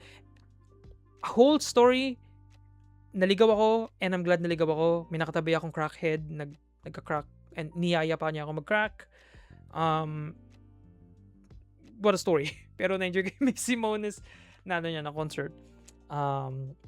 What a vibe, bro. So, napaka-chill lang niya. Like, parang, wala siyang introduction. Pumasok lang siya, and then, pinlay niya na yung songs niya. There we go. That's it. So, yeah, up and coming. Hopefully, maging up pa siya. Kasi, like, what a great musician. May Simones. I'm a fan. So, after this, tuloy na naman. Another one of this. Niyaya ako nung aking relative to watch kasi meron the opportunity na yung Eraserheads, meron silang nakita niya sa ad, merong tawag dito, merong merong documentary, plus nandoon si Ellie to sing a few songs, parang mini concert, right? So ayun, edi magkasama kami, pinanood namin yan. Eraserheads, very near and dear sa heart ko, of course, as a band, and yung music nila really carried me through high school. Tinry ko talaga matuto ng gitara dahil sa mga songs sila, kasama na Parokya and Sana Sanctuary, parang ganun. So it's napanood ko na si Ellie before sa UP Fair, yung white pie hair niya, pero ito yung times na kinanta niya yung kanta ng Eraserheads, right?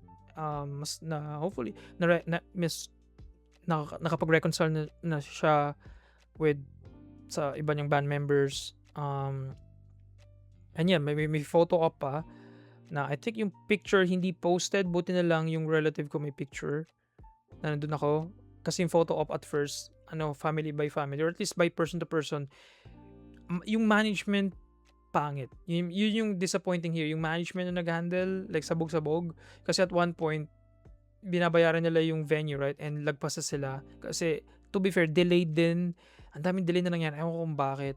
So, anong nangyari? Eventually, naging random group na lang. Okay, first 10, first 7, pila na agad. So, may mga katabi akong random shit, hindi ko naman kilala. Maswerte yung mga naunang pumila kasi sila yung nakapag-picture kay Ellie na yung family lang nila or sila lang, di ba? Parang, anyway, pero yun, sobrang protein ni Ellie. Weird comment kasi, right? Pero sobrang kinis niya. Yun yung parang nag-stand out sa akin. Katabi ko siya. Pero than that, nandun pa rin yung vibes, Eraserheads, man. It's another one of those core memories na, we can't believe na hindi yung buong band, which sucks. Kasi sa New York siya lang, pero sa California, I think 3 sila, So parang, what the fuck? Parang yun na yun rin yun eh, di ba? So, anyway, at least, sa Ellie na pa yung documentary na okay lang, ganun yung documentary. Medyo biased nga actually yung documentary. And nabasa ko actually na yung nasa Netflix version na documentary nung Eraserheads Combo on the Run, was re-edited. Binago nila yung editing, maybe storyline nag-change ng konti. Kasi yun talaga yung I feel like common criticism kasi mga narinig ko rin paglabas namin na, ang tagal ng documentary, gusto lang namin marinig si Ellie kumanta. Yun yung most people ang habol is yung ano niya, yung performance, right?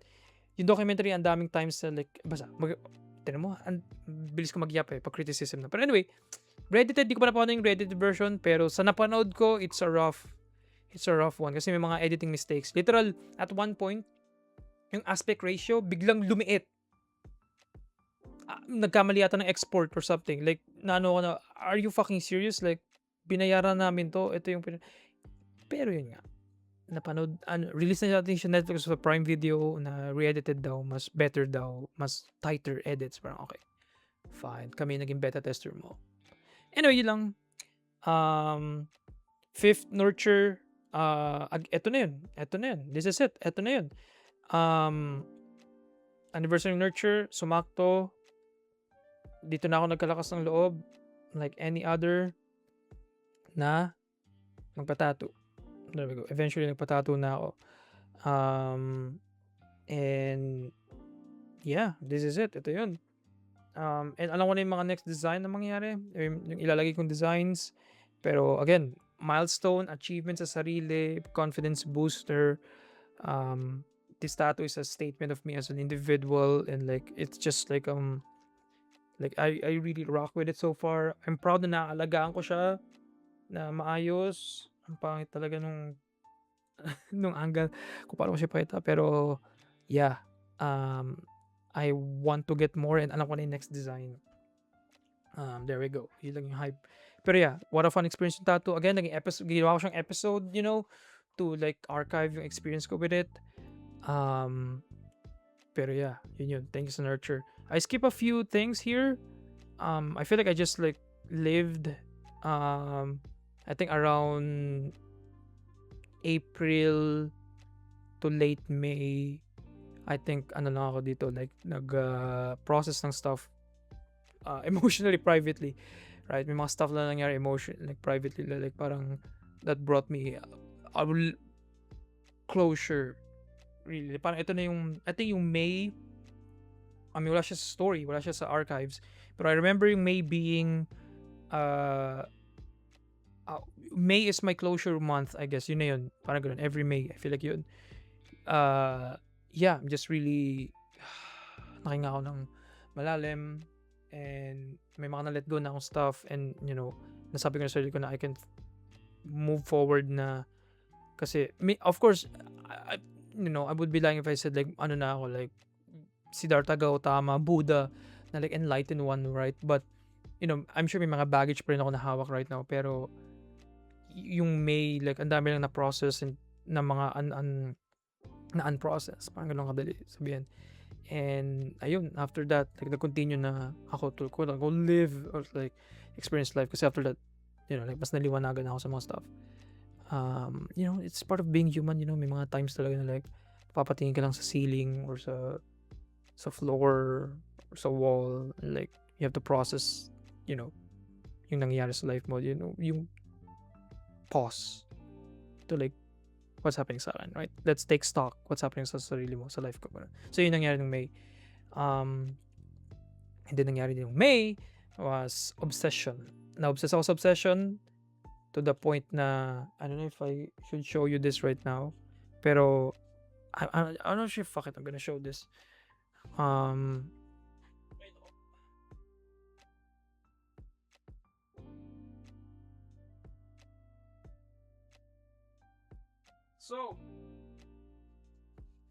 So sobrang obsessed ako sa obsession na I bought merch sa mga people na sa mga people na na nakikinig lang. Ito yung jacket. Imagine nyo, parang siya, makapal na jacket actually. Hindi ko na-expect. Ang dilim ng camera ko. Sana it's doing it justice, pero yung One Wish Willow na design, and ang cool kasi sa likod yung instructions, or at least yung more so, yung yung mga stuff na pwede mong i-wish. Ang ganda ng design, ang ganda ng like quality here sa sleeves. Pero kapal, ang init niya. Kasi tinry ko siyang isuot. and wala pang 1 minute pinawisan na ako agad. So perfect siya for winter, pero hindi siya perfect for, you know, for summer or at least fall. Kailangan talaga malamig na malamig, ganun. Pero ganun, like this is one of those films na horror film. Again, di ako masyadong makanood ng horror, right? And I gave this a shot kasi like I've heard like really good things, good na word of mouth. Um, it just yun lang, cinema. It's just cinema. Tight script, well acted. Of course, si Indy Navarrete. I mean, siya yung stand out, like sobrang, like, as in she gave it her all talaga dito sa film. Um, really smart na story, thoughtful, well executed, very technically competent. Like, I just wala akong masabi, sobrang creative din niya. Such a simple concept executed so well. So well. So yeah, pag hindi niya papanood yung Obsession, please, I implore you to watch it kasi ganun akong na-obsess sa Obsession. There we go. It's a high recommendation. So yeah, a few cat pictures here and there. This was one of those na like nag-try na ako magkaroon ng social life. There we go. And I'm really thankful na nagkaroon ako ng social life. Basically, so tinry ko na talaga, like, may effort na mag-try lumabas and meet new people. So eventually yun, na-invite ako to parties, gigs and stuff. So may nagdi-DJ here. Sabi ko, yeah, ang sarap sa feeling na-experience ko na for the first time yung red cup. Sa mga movie, may red cup, tapos there we go. Yeah. Yun na, parang, damn, may mga ganung moments na nangyari this year sa akin na, like, I'm living through right now in real life yung mga napapanood ko lang before. Yung parang, I think kasama to, yung tingin ko dati sa New York, para lang, hindi siya city, para lang siyang concept, or para lang siyang movie set, yung New York. Pero, I'm here, I'm walking right now. Minsan like, nagrereklamo na ako sa mga nangyayari yung mga sa ang bagal naman ng train, or like, wala akong signal dito sa sabi. Like, parang, bigla ka lang na, but I'm in New York. Alam mo yun, parang mapapalayo yung utak mo na, dude, you should be really fucking happy right now. Huwag ka magreklamo kasi, like, this is something like, what the fuck, you're in New York. So parang ito one of those things na parang, red cup, I'm at a party sa US. Like, holy shit. Parang, like, parang, this is it. Ito yung parang papanood lang yung house party and all that shit. Like, ito pala yun. Wala lang, parang another one of those small milestones sa akin. Like, I'm experiencing it right now. Yung mga ganong cliches or ano ba, like parang hallmarks ng USA, kung ano man identity niya, right? So that was cool. Okay. This is something na gusto kong i-immortalize sa podcast, right? Itong ano na to. Itong picture na to. This picture, believe it or not, how do I say this? This picture, believe it or not, changed the trajectory of my life this year. I'm not kidding you. I'm not joking. Hindi ko lang paano to explain. And feeling ko hindi ko muna siya i-explain. Gusto ko lang siya i-immortalize ngayon dito sa video na to. Etong picture na to change my life. Ganun lang, okay? So, I'll just keep it at that for now. I-keep ko muna to myself kung ano ba yan. But yeah, ang weird nung context, ang weird nung tag. Pero ito yung one of those things na nag-snowball lang siya, and then yeah, anyway, makakwento ko to eventually. I'm sure eventually makakwento ko to. Gusto ko lang to i-keep as a teaser, and gusto ko lang to i-immortalize itong post na to in case, I don't know. So, ano lang to, para sa akin lang. Ako lang makakaintindi. Pero, shout out. Anyway, so I'm just looking right now sa mga chemical. Ito yung time ito yung parang peak hairstyle ko, by the way. Gusto ko lang mag-flex kasi may mga dinanan ako ditong story na I'm sure pwede ko ikwento about kung ano man mga nangyari. Pero yung mga nag-stand out lang sa akin na na stories yung parang gusto ko like i-discuss ngayon kasi ayaw ko masyadong mahaba yung episode, mahaba na tayo. So ito yung na-compliment ako 3 separate times, random people, unprompted, hindi walang nangyari, hindi dumaan lang lahat. Ang ganda ng hair ko, sobrang ang awesome daw or ang cute, or like parang, "Wow, ano yung product na ginamit for your hair?" Like mga gano'ng question. Ngayon humaba na siya, right? To the point na medyo I feel like kailangan ko na i-trim again, tatakpan niya na yung mata ko completely. Right, and ano na siya, natakpan niya na yung ears ko. Feeling ko kailangan ko siyang i-trim a bit para mas stylish. Anyway, pero yan yung perfect medium ng hairstyle na yun, nung hairstyle ko na 'to, na yun, na talagang ano siya, like as in parang anime, sobrang astig. Ang sarap sa feeling na again, I feel like nakwento ko na 'to sa podcast before, to be vulnerable lang, like for so long, yung mga compliments sa akin never really got through me kasi, with my acne before, with my like really severe acne vulgaris, yung parang scientific term, hindi ko ever na pinapaniwalaan, and bagkus lalo pa ako nagiging skeptical kapag may people na nagsasabi sa akin na, "Ang pogi ka," or "May itsura ka talaga." Like, hindi, seryoso, ano ka, sobrang pogi mo, crush kita, or mga other stuff. Like, yeah, naapektuhan even yung relationship ko with my ex, I remember. Kasi like parang sa core ng being ko, I never really believe her, for a few years dati when sinasabi niya sa akin na like, ang pogi ko daw or something, like parang inisip ko, sinasabi mo lang yan kasi like tayo or kasi jowa mo ako or something like that. Like parang ganun talaga, like ganun akong naging doubtful sa lahat. Kasi like talagang iba yung nakikita ko sa salamin, Yung parang nagkaroon ako ng dysmorphia. Na parang yung sinasabi sa tao or yung iba yung nakikita ko, iba, parang nase-separate ko yung version na wala akong tigyawat versus meron akong tigyawat, parang meron akong severe acne. Parang ibang tao sa akin. Ang weird ng brain mo when it does that. But anyway, after years nga like, therapy, I mean, facial therapy, like medicine and stuff, like parang mas naniniwala lang, mas madali na, right? So mas naging confident na ako, right? Yung tattoo is one thing, ganun, like nag-snowball lang siya into this.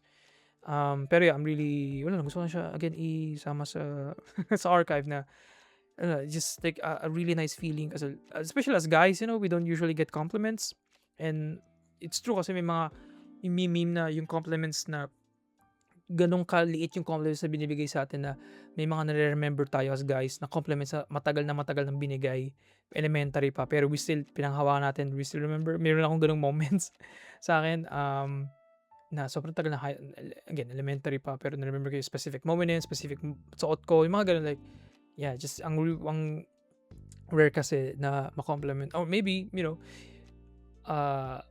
yung experience ko, pero like, I know most guys may mga ganung moments na compliment sila for the looks or how they, kung paano sila umano, and nag-stick sa kanila yung ganung compliments, na very specific sa kanila as people, hindi lang yung parang, maybe ito yung experience kapag quote-unquote pangit ka or like mid itsura mo, I don't know. I'm sure may mga poging guys yun na like sawang-sawa na sila masabi na pogi or ano. Pero you know what I mean? Like parang generally speaking, right? Like hindi tayo masyadong nakakuha ng compliments. Pero there we go. Kaya gusto ko siya just feels nice, and I'm thankful na nako-compliment na ako. Ito pala yung feeling na ma-compliment. Anyway, ito next ko is si Hone. So I'm really happy na napod ko siya live with Becca. 10th anniversary milestone nila. Yeah, Location Unknown. It was a song na, this is a weird relationship dun sa song na yun kasi dati super nakaka-vibe siyang song, and then nung umalis ako, nakarelate ako dun sa song, and then when the breakup happened, hindi na ako nakarelate sa song, and then now, gusto ko ulit yung song. Parang like, it's just, iba-iba yung, nagbago yung relationship ko dun sa kantang yun. So I'm really happy na napad ko siya live. What a performance from all of them. Medyo na-teary-eyed ako. Of course, may mga songs na tumama. Katabi ko, left and right couple. Pinagitnaan ako ng couple. Ang daming couples. Pero, like, this is just part of it, like, being single and, like, experiencing life alone, di ba? Like, may mga ganito talagang concerts na built for couples, or at least idea of it, right? Like, pero, ang weird kasi, ang karamihan pala doon ng guys, as far as I know, okay? Kasi nag-joke si Hon about it na dinala lang kayo ng girlfriend niyo or something like that. Tapos maraming tumawa na guys, parang, wait, female demographic ba mostly yung Hon? Parang, doon ako napaisip about it. Kasi may iba hindi alam yung lyrics yung mga guys, hindi alam yung lyrics, yung girls yung may alam. So parang, Napaisip ako. Pero yeah, it's a good, magandang musician, and nag-shoutout pa ako here. Nag-shoutout ako here kay Becca, kasi nag-comment siya sa story ko. So, shoot your shot. Sabi nga nila, you miss 100% of the shots you don't take. Sabi. So, I shot my shot, right? But, just me. Um, I go for cat pictures ulit. Yeah, just after this, puro mga private stuff lang about life. Cat pictures. I this for cat pictures. Naging, like, si Basti, like, sobrang cute siya this past few months. I don't know, mas naging dito na siya tumatabi sa kwarto, lagi niya akong kinakagat, ako yung hinahanap niya lagi. Naging clingy si Basti, I don't know why. Pero here, si Honey Kim, naging guest siya kasi nag-visit siya sa sa place for a week or two. Mga 4 ba? 5 days lang, ganun. One really good episode, panoorin yun with Honey Kim. Or AKA Mama. There we go. Yeah, super cute, super fun experience. May mga sinabi siyang information na ngayon ko lang nalaman, first time ko marinig. And of course, like, words of wisdom from an adult person, right? From a person na, like, basically yung pabalik na in terms of, like, life experience, like, papunta ka pa na, pabalik na ako. Like, it's really nice to, like, talk to someone and, like, may ganung wealth of knowledge and, like, life experience, like, to, like, just, like, hear them talk about what happened sa lives nila, and may napupulot kang aral, and natututunan mo, pwede natin, ako, nagagamit ko siya as, like, parang blueprint kung paano ba, how to live my life, or yung, moving forward, diba? Yung mga things to avoid, and, like, things to, like, cherish more, and, like, to take advantage of while nandito pa ako sa mid-20s ko, diba? So, yun, there we go. And of course, June came along, and with June I came, and Joji came. Yun yung story here.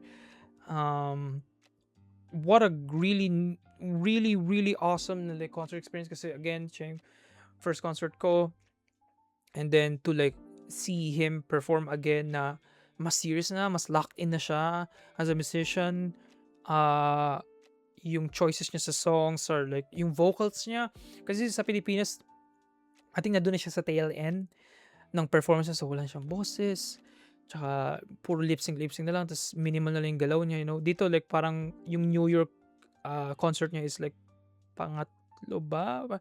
Basta kasi dapat yung first concert niya sa New Jersey, dapat doon ako kasi first, 'di ba? First concert niya. Pero naisip ko, you know what? Hintayin ko mga 4th or 5th yata yung New York, kasi hintayin ko lang na ma-warm up siya ng onte, or 3rd, I don't know. Basta doon ako sa New York manonood. Right? So, nanood ako sa New York, para yung kinks, right? Kasi pag first concert, baka may risks na, may mga hindi mag-workout, may mga ganun. So, super saya. Yung buong subway, puro Joji fans. Alam mo yun, like, puro lang, ang dami naka-pink guy costume, ganun. It's just so nice, like, watching him perform again. And mas na-refine niya yung voice niya, yung craft niya. And I can't wait na meron pa siyang newer songs in the future, I love you, Joji. I love you, Joji. So yeah, there we go. There we go. Ano pa ba? Tumitingin pa ako ng stuff, kung ano bang mga share. Kasi ito mga stuff na to, like, parang na to, live shit, Ito, I guess, putukan na, 1st of July. 4th of July. Meron early yung I don't know why maaga tong 4th of July na to, pero maaga siya. So, putukan. Ang haba nito, actually, ngayon lang ako nakanood ng fireworks na, like, inabot ng almost 1 hour. Like, imagine, putok lang ng putok for an hour, right? Pero ang astig ng show, kasi may patterns yung, hindi lang nagpa-fireworks for the sake of it. Minsan may ginagawa silang patterns, so, like, big firework and then small fireworks. So, pag sabog ng malaki, tututututu, parang gano'n, like, it's a technical challenge for sure, na, like, parang magmukhang pretty yung explosion, hindi lang siya mukhang random. Kumbaga, mukhang intentional yung mga putukan. So, ang ganda ng ending. Hindi ko na binidyoan kasi at that point in-enjoy ko na. So, ang ganda ng ending kasi talagang, basta may pattern silang ginawa na parang flag or something. Hindi siya pattern na, kasi may mga fireworks sa pagsabog, gagawa ng pattern. Hindi yun yung sinasabi ko. Ang sinasabi ko is like, individual sabog to make one whole picture. Parang ganun. Yeah, cool. 1st of July, na-experience ko yung explosions or at least fireworks. So after that, nanood ako ng Dog Day Afternoon. Ito na to, July na to, like early July. Dog Day. So medyo funny story here. Hindi funny story. Okay. Okay, sabihin ko ni story. Okay. So, before ako manood ng Dog Day Afternoon, pumunta akong Jollibee kasi meron silang bagong menu na nuggets. Nuggets. Okay? So, at that time, meron pa akong 1 hour para pagbaba ko sa train, meron pa akong 1 hour bago pumasok sa theater, right? Kasi ang start na to is 7 yata or 6. So, nakarating ako sa New York 5. So, isip ko, okay, dadaan na ako sa Jollibee. Bili lang ako, tikman ko lang yung nuggets na bago, and then lalakad na ako. Right? I don't know what happened sa Jollibee. Pero pagpasok ko dun sa Jollibee, hindi dun sa Times Square, may isang Jollibee na malapit dun sa Times Square. Pag-order ko, sumakto, nag-on break yung karamihan ng staff sa Jollibee. Okay? So, yung simpleng order ko, naaabutin lang ng 2 minutes. Inabot ng 50 minutes! Again, kailangan kong umalis. So, like, parang at one point, patagal yung order ko.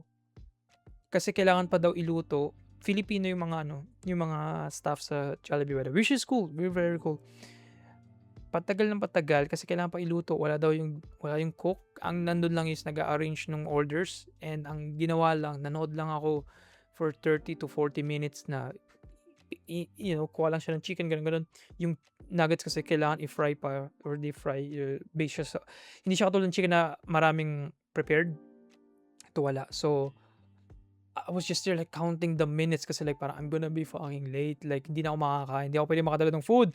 So, by the time na nabigay sa akin, spaghetti. As in talagang, ang bilis ko kumain kasi tas ang init pa. Kasi hindi uso dito pala sa America, ang may aircon sa loob ng building kasi nga most of the time malamig naman or at least lukewarm enough. Pero it's one of those days na mainit, summer. So, imagine pawis ako. Walang ventilation, may dala pa akong pamaypay. Hindi ako kumakain ng mainit na pagkain. So, lalo kong, alam mo, like, it's just like, wow. And then kasi nagmamadali din ako kasi nga, like, kailangan ko na kumain bago pumasok kasi, like, showing na, right? So, like, what happened was, nag-uwi ako. Okay, hindi ko naubos yung nuggets. Ang dami nuggets eh. Kasi isang buong bucket nuggets, tapos isang buong bucket of fries. I think may spaghetti pa yata. I think inubos ko spaghetti, pinilit ko ubos yung spaghetti. So, dala ko siya sa supot na brown. Right? Hindi siya supot, like bag na brown, hindi pala supot. So, anyway, tinry ko siyang ipasok sa theater, dito sa August Wilson Theater. Tinry ko siya ipasok. Tinry ko na medyo nakaipit siya dito sa, basta parang tinry ko siya itago, okay? Muntik, ewan ko kung bakit ko to ginawa. Na-check na yung ticket ko, okay? Yung unang security, chinek na ako. Pagpasok ko doon, i-check na yung bags. Wala akong bags, right? So, hindi ko need magbaba ng equipment. Ang kailangan lang i-check yung ticket. QR ticket. Chinek na nila. In-scan na. Beep, beep. Pwede na. Then, ang gagawin ko na lang is dumiretso. Yun na lang yun. I don't know kung anong ginawa ko. Paano ba? Ito yung phone ko. Pinakita ko. Ito yung guard. Nakatingin ako sa guard. Pinakita yung phone. Hawak ko tong, ito nasa kanan. Hawak ko to. Pinakita ko to. Hawak ko to. Let's say, ito yung ito yung parang bag na brown. Hawak kong ganun. Medyo nakaganon pa nga ako eh. Pinakita ko yung phone. Ito yung phone. Ito yung QR code. Yeah. Thank you. Tapos pag thank you, ewan ko kung bakit, parang paranoid yata ako. Ayokong maglakad paloob na nakatingin siya sa akin. So, or ewan ko, parang gusto ko i-sure na iba na yung attention niya.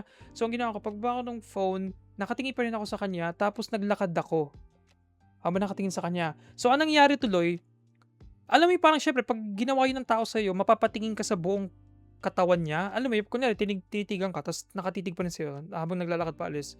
Parang bigla kang gaganon na yung mata mo.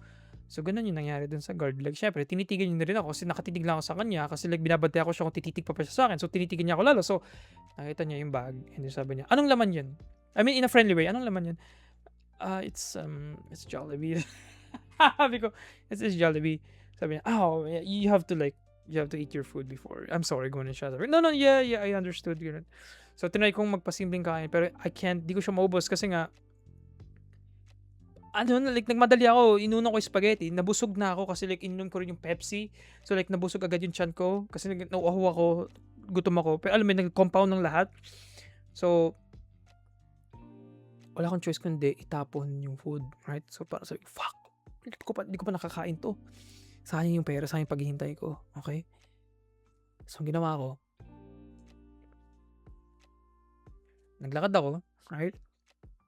Naghanap ako ng malapit na garbage can, trash trash can, okey? And nilagay ko siya dun sa baba. Nilagay ko yung supot. So, ang ginawa ko, I blended it in. Kasi mukha siyang basura. Hindi, I mean yung brown na plastic, yung brown na bag. Siyempre nirolyo ko, sinara ko para walang pumasok na foreign element, 'di ba? Tas inano ko lang siya kasi 'di ba may mga basurahan. Nilagay ko lang siya sa gitna sa baba. Hindi ko siya pinasok, nandun lang siya sa baba. Kumbaga part siya ng basura, right? Pero malinis siya, yung loob malinis, pero syempre mukha siyang basura, right? So, dinasal ko na sana walang kumuha kasi mukha naman siyang basura or I mean, sino magkakalkal ng basura, right? And walang magtapon ng basura, walang maglinis ng basura na yun. So, that's what it took para kasi wala akong bag, wala akong patatago, wala akong tote bag, wala. Kasi talagang hubad ako. So, yun yung ginawa ko. So, pinanood ko yung Dog Day Afternoon, nasa back of my head, like, parang, fuck, sana yung food buhay pa or something. And, thankfully, pagbalik ko, sinilip ko lang kasi naglalabas na lahat. So, baka makita ko na biglang may kukunin ako dun sa gilid nung, ito yung garbage bag, tapos sa likod nun, di ba? Kasi nasa nasa pader, parang ganun. So, inano ko lang siya, tinago. So, maging mukha yata akong crazy na bigla ako yumuko tapos may kinuha. Pero like, fuck it, it's New York, baby! Yun. So, I retrieved it. Na-retrieve ko naman ang Jollibee and nakain naman. Na malinis. Again, malinis. Okay? Meron naman siyang cover. So, dalawang cover pa nga kasi yung cover din ng fries may cover din. So, safe tayo, okay? Huwag kayong mag-alala. Yung katabi lang niya is madumi, basurahan. Pero yeah, and there we go. Malapit na matapos. Masakit na nilalamunan ko pero happy kasi Four of Spades yung announcement na magtutour sila sa New York. Basically sa North America. Winish ko to, hiniling ko to, and yeah, makikita ko sila this October sa New York finally. Sabi ko na nga ba, just like a pivotal feeling. I think nakwento ko to sa year 1 ko. Umabot ba yung Four of Spades? Hopefully umabot, right? Pero nagbalik ang Four of Spades, diba? And then now, mapapanood ko sila this year. It's just like, what a crazy year talaga sa kanila. Sa musician, ang dami ko pinapanood ng concert ngayon. And more to come na papanoorin ko, diba? So, I'm really happy for that. I'm just looking right now sa, may mga in-skip ako, of course, na stuff kasi I feel like it's gonna be a whole episode on its own kasi ang haba na rin. Nawawalan ako ng boses. Pero, like, I'm looking at it right now, like parang looking back sa highlights ko this past year. Kasi I'm using it more versus posting sa IG, right? Pero, yun yung naging hub ko kasi just to track my life, sa mga life na, or sa mga things na nangyari sa life ko na, I think pivotal enough or like, para sa akin, shit enough para i-share or i-solidify para may mabalikan ako. And looking back sa nababalikan ko right now, just like every month may ginagawa ko or may gusto kong gawin or may something na like parang ang saya lang sa feeling kasi tinatanggal ko na yung mundanity tsaka yung risk ko na maging stuck or maging stagnant sa experience, sa life experience, parang ganun. So parang tinatry ko at least every month like parang I need to do something new, something different, something fresh na to keep me going, to keep the interest. Parang dinedate ko yung sarili ko monthly. Parang yun, basically yung idea, like, I'm dating myself, parang hindi ko mabore yung sarili ko.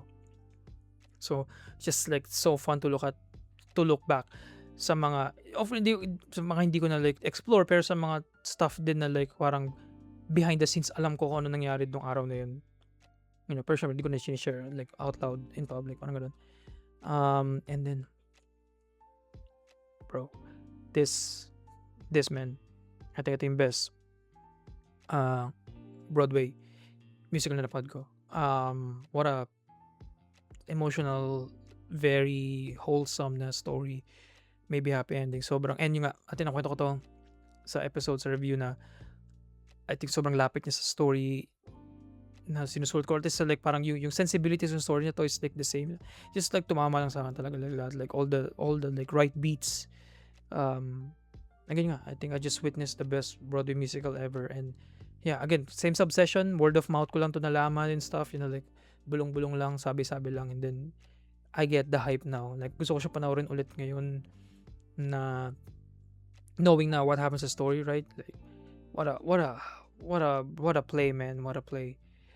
And then there we go. This recently, a few weeks ago, nag-binge ako ng um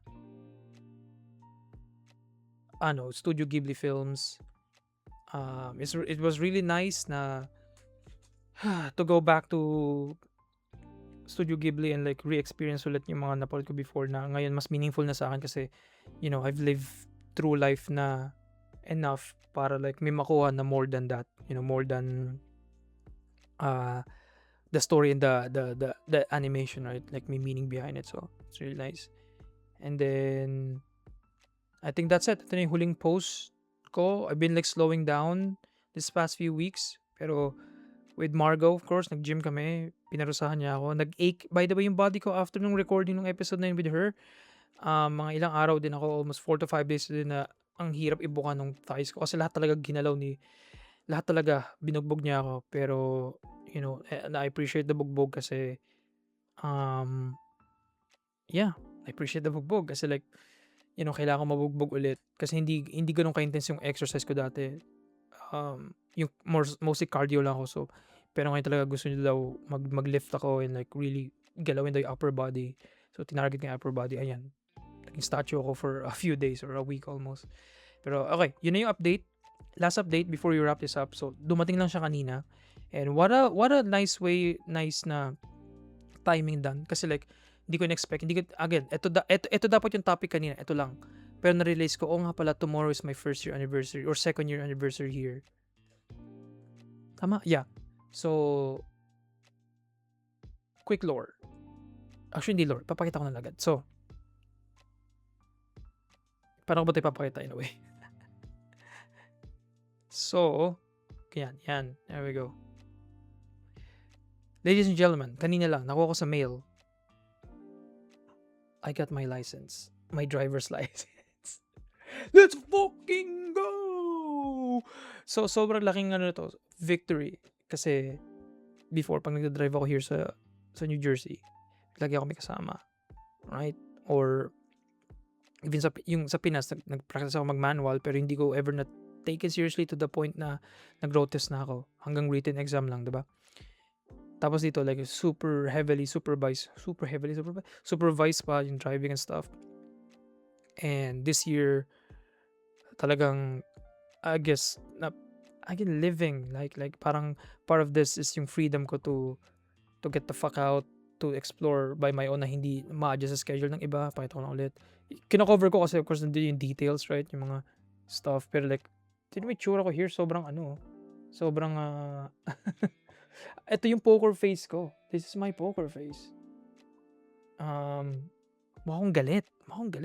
Hindi lang ako nag-smile. Ito yung hindi ko smile. Pero mukha akong ganun. Pero I look pretty good in this. Ang ganda ng lighting nila dito.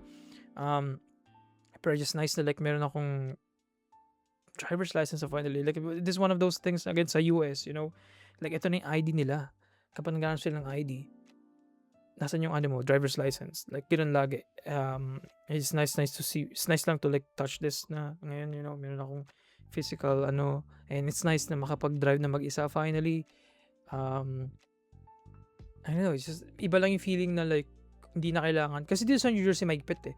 Kailangan may kasama ka. Pag nahuli kang wala at wala ka pang license, kahit na meron ka ng kahit pwede ka na mag-drive, ang rule kasi there, kailangan lagi kang may kasama hanggat wala ka pang license. Parang ganun. Na at least 3 years, yung New Jersey, parang tapos 21 older yata, ang daming restriction, right? So parang hirap i-coordinate pag gusto ko mag-drive mag-isa, parang ganun. So ngayon, I can just finally get the fuck out, drive, go, katulad kanina, punta lang ako sa Dollar General? Basically, Dollar General parang 7-Eleven or Save More, or basically yun yung nila. sari-sari store here, parang gano'n. So, bumili lang ako ng snacks. So, like dati hindi ko yung kayang-gawin, kailangan may kasama pa, mga gano'n stuff. So, ang sarap lang sa feeling. So, shout out of course kay Marcos One, sa relatives ko for helping me practice a lot and like parang call me out sa mga bad behavior ko kasi before talaga ang bagal ko mag-drive. Ang bagal ko mag-drive. Like nag-iingat ako kahit below the speed limit, which is dangerous, 'di ba? Kasi dito like kailangan din sa in between, takot ako dati na mag umandar mabilis kasi nakakakaba. Alam mo, parang mga lit things lang to like para mabago behavior ko, parang ganun. So, ngayon confident na ako, like mag-isa na ako, hindi unsupervised, right? Of course medyo may ano ako pala, reckless pala. Ito yung point. Ito yung weird. Defensive driver ako sa umaga, sa gabi ang reckless ko. Yun na lang. Na-realize ko pala pag ako lang mag-isa, ang lakas ng loob ko sa gabi na parang may gawang stupid shit. Basta yun na lang sasabihin ko. May nakakaalam ng story na to. Basta stupid shit. Pero sa umaga, sobrang like as in talagang sobrang judgmental ko sa ibang tao na what the fuck, ba't di ka gumamit ng green ng turning signal, like parang ako, I get it na. Ako yung one of those people na nagrarant mag-isa na parang what the fuck, ang bagal mo bro, go!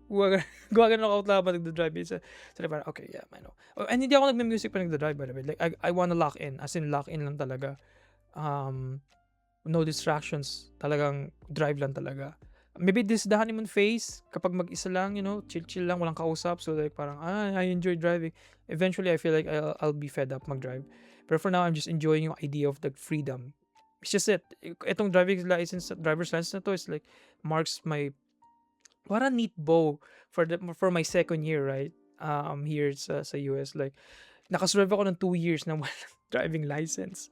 Or at least ng, driving ng walang wala, alam mo na kailangan ko ng supervision, 'di ba? Parang nakasurvive ako ng gano'n.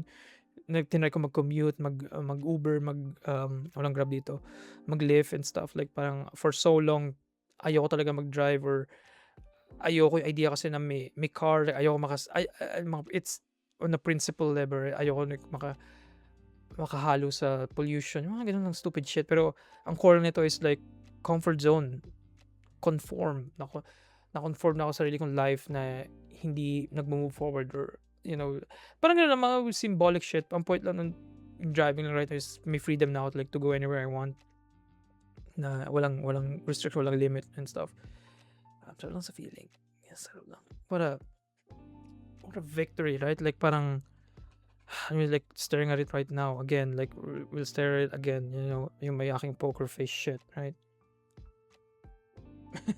Kung i-compare ko lang yung face ko, super milestone, pivotal moment, achievement sa life ko here sa US. And I can't wait sa third year anong mangyari. Ang daming events na nangyari here. Labas ako ng labas every month, things every month ginagawang bago, meeting new people, connections, mas thriving na social life and shit.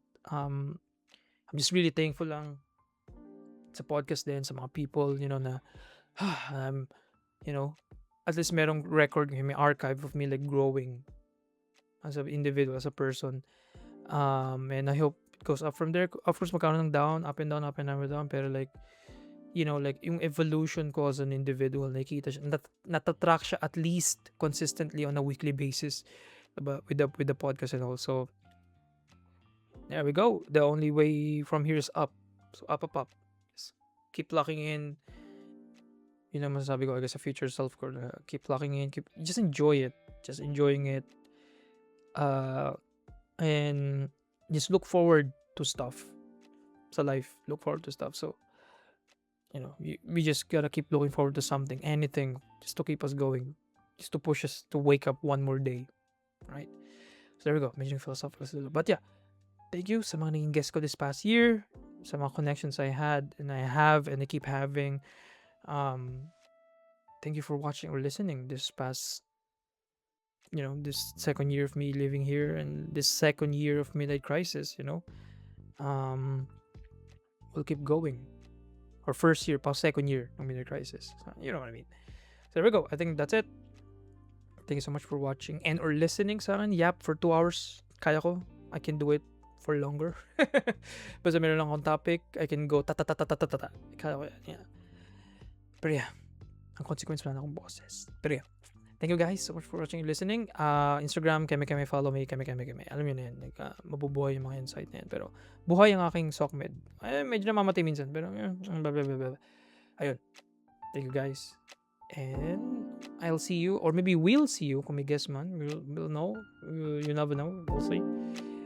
We'll see you next week.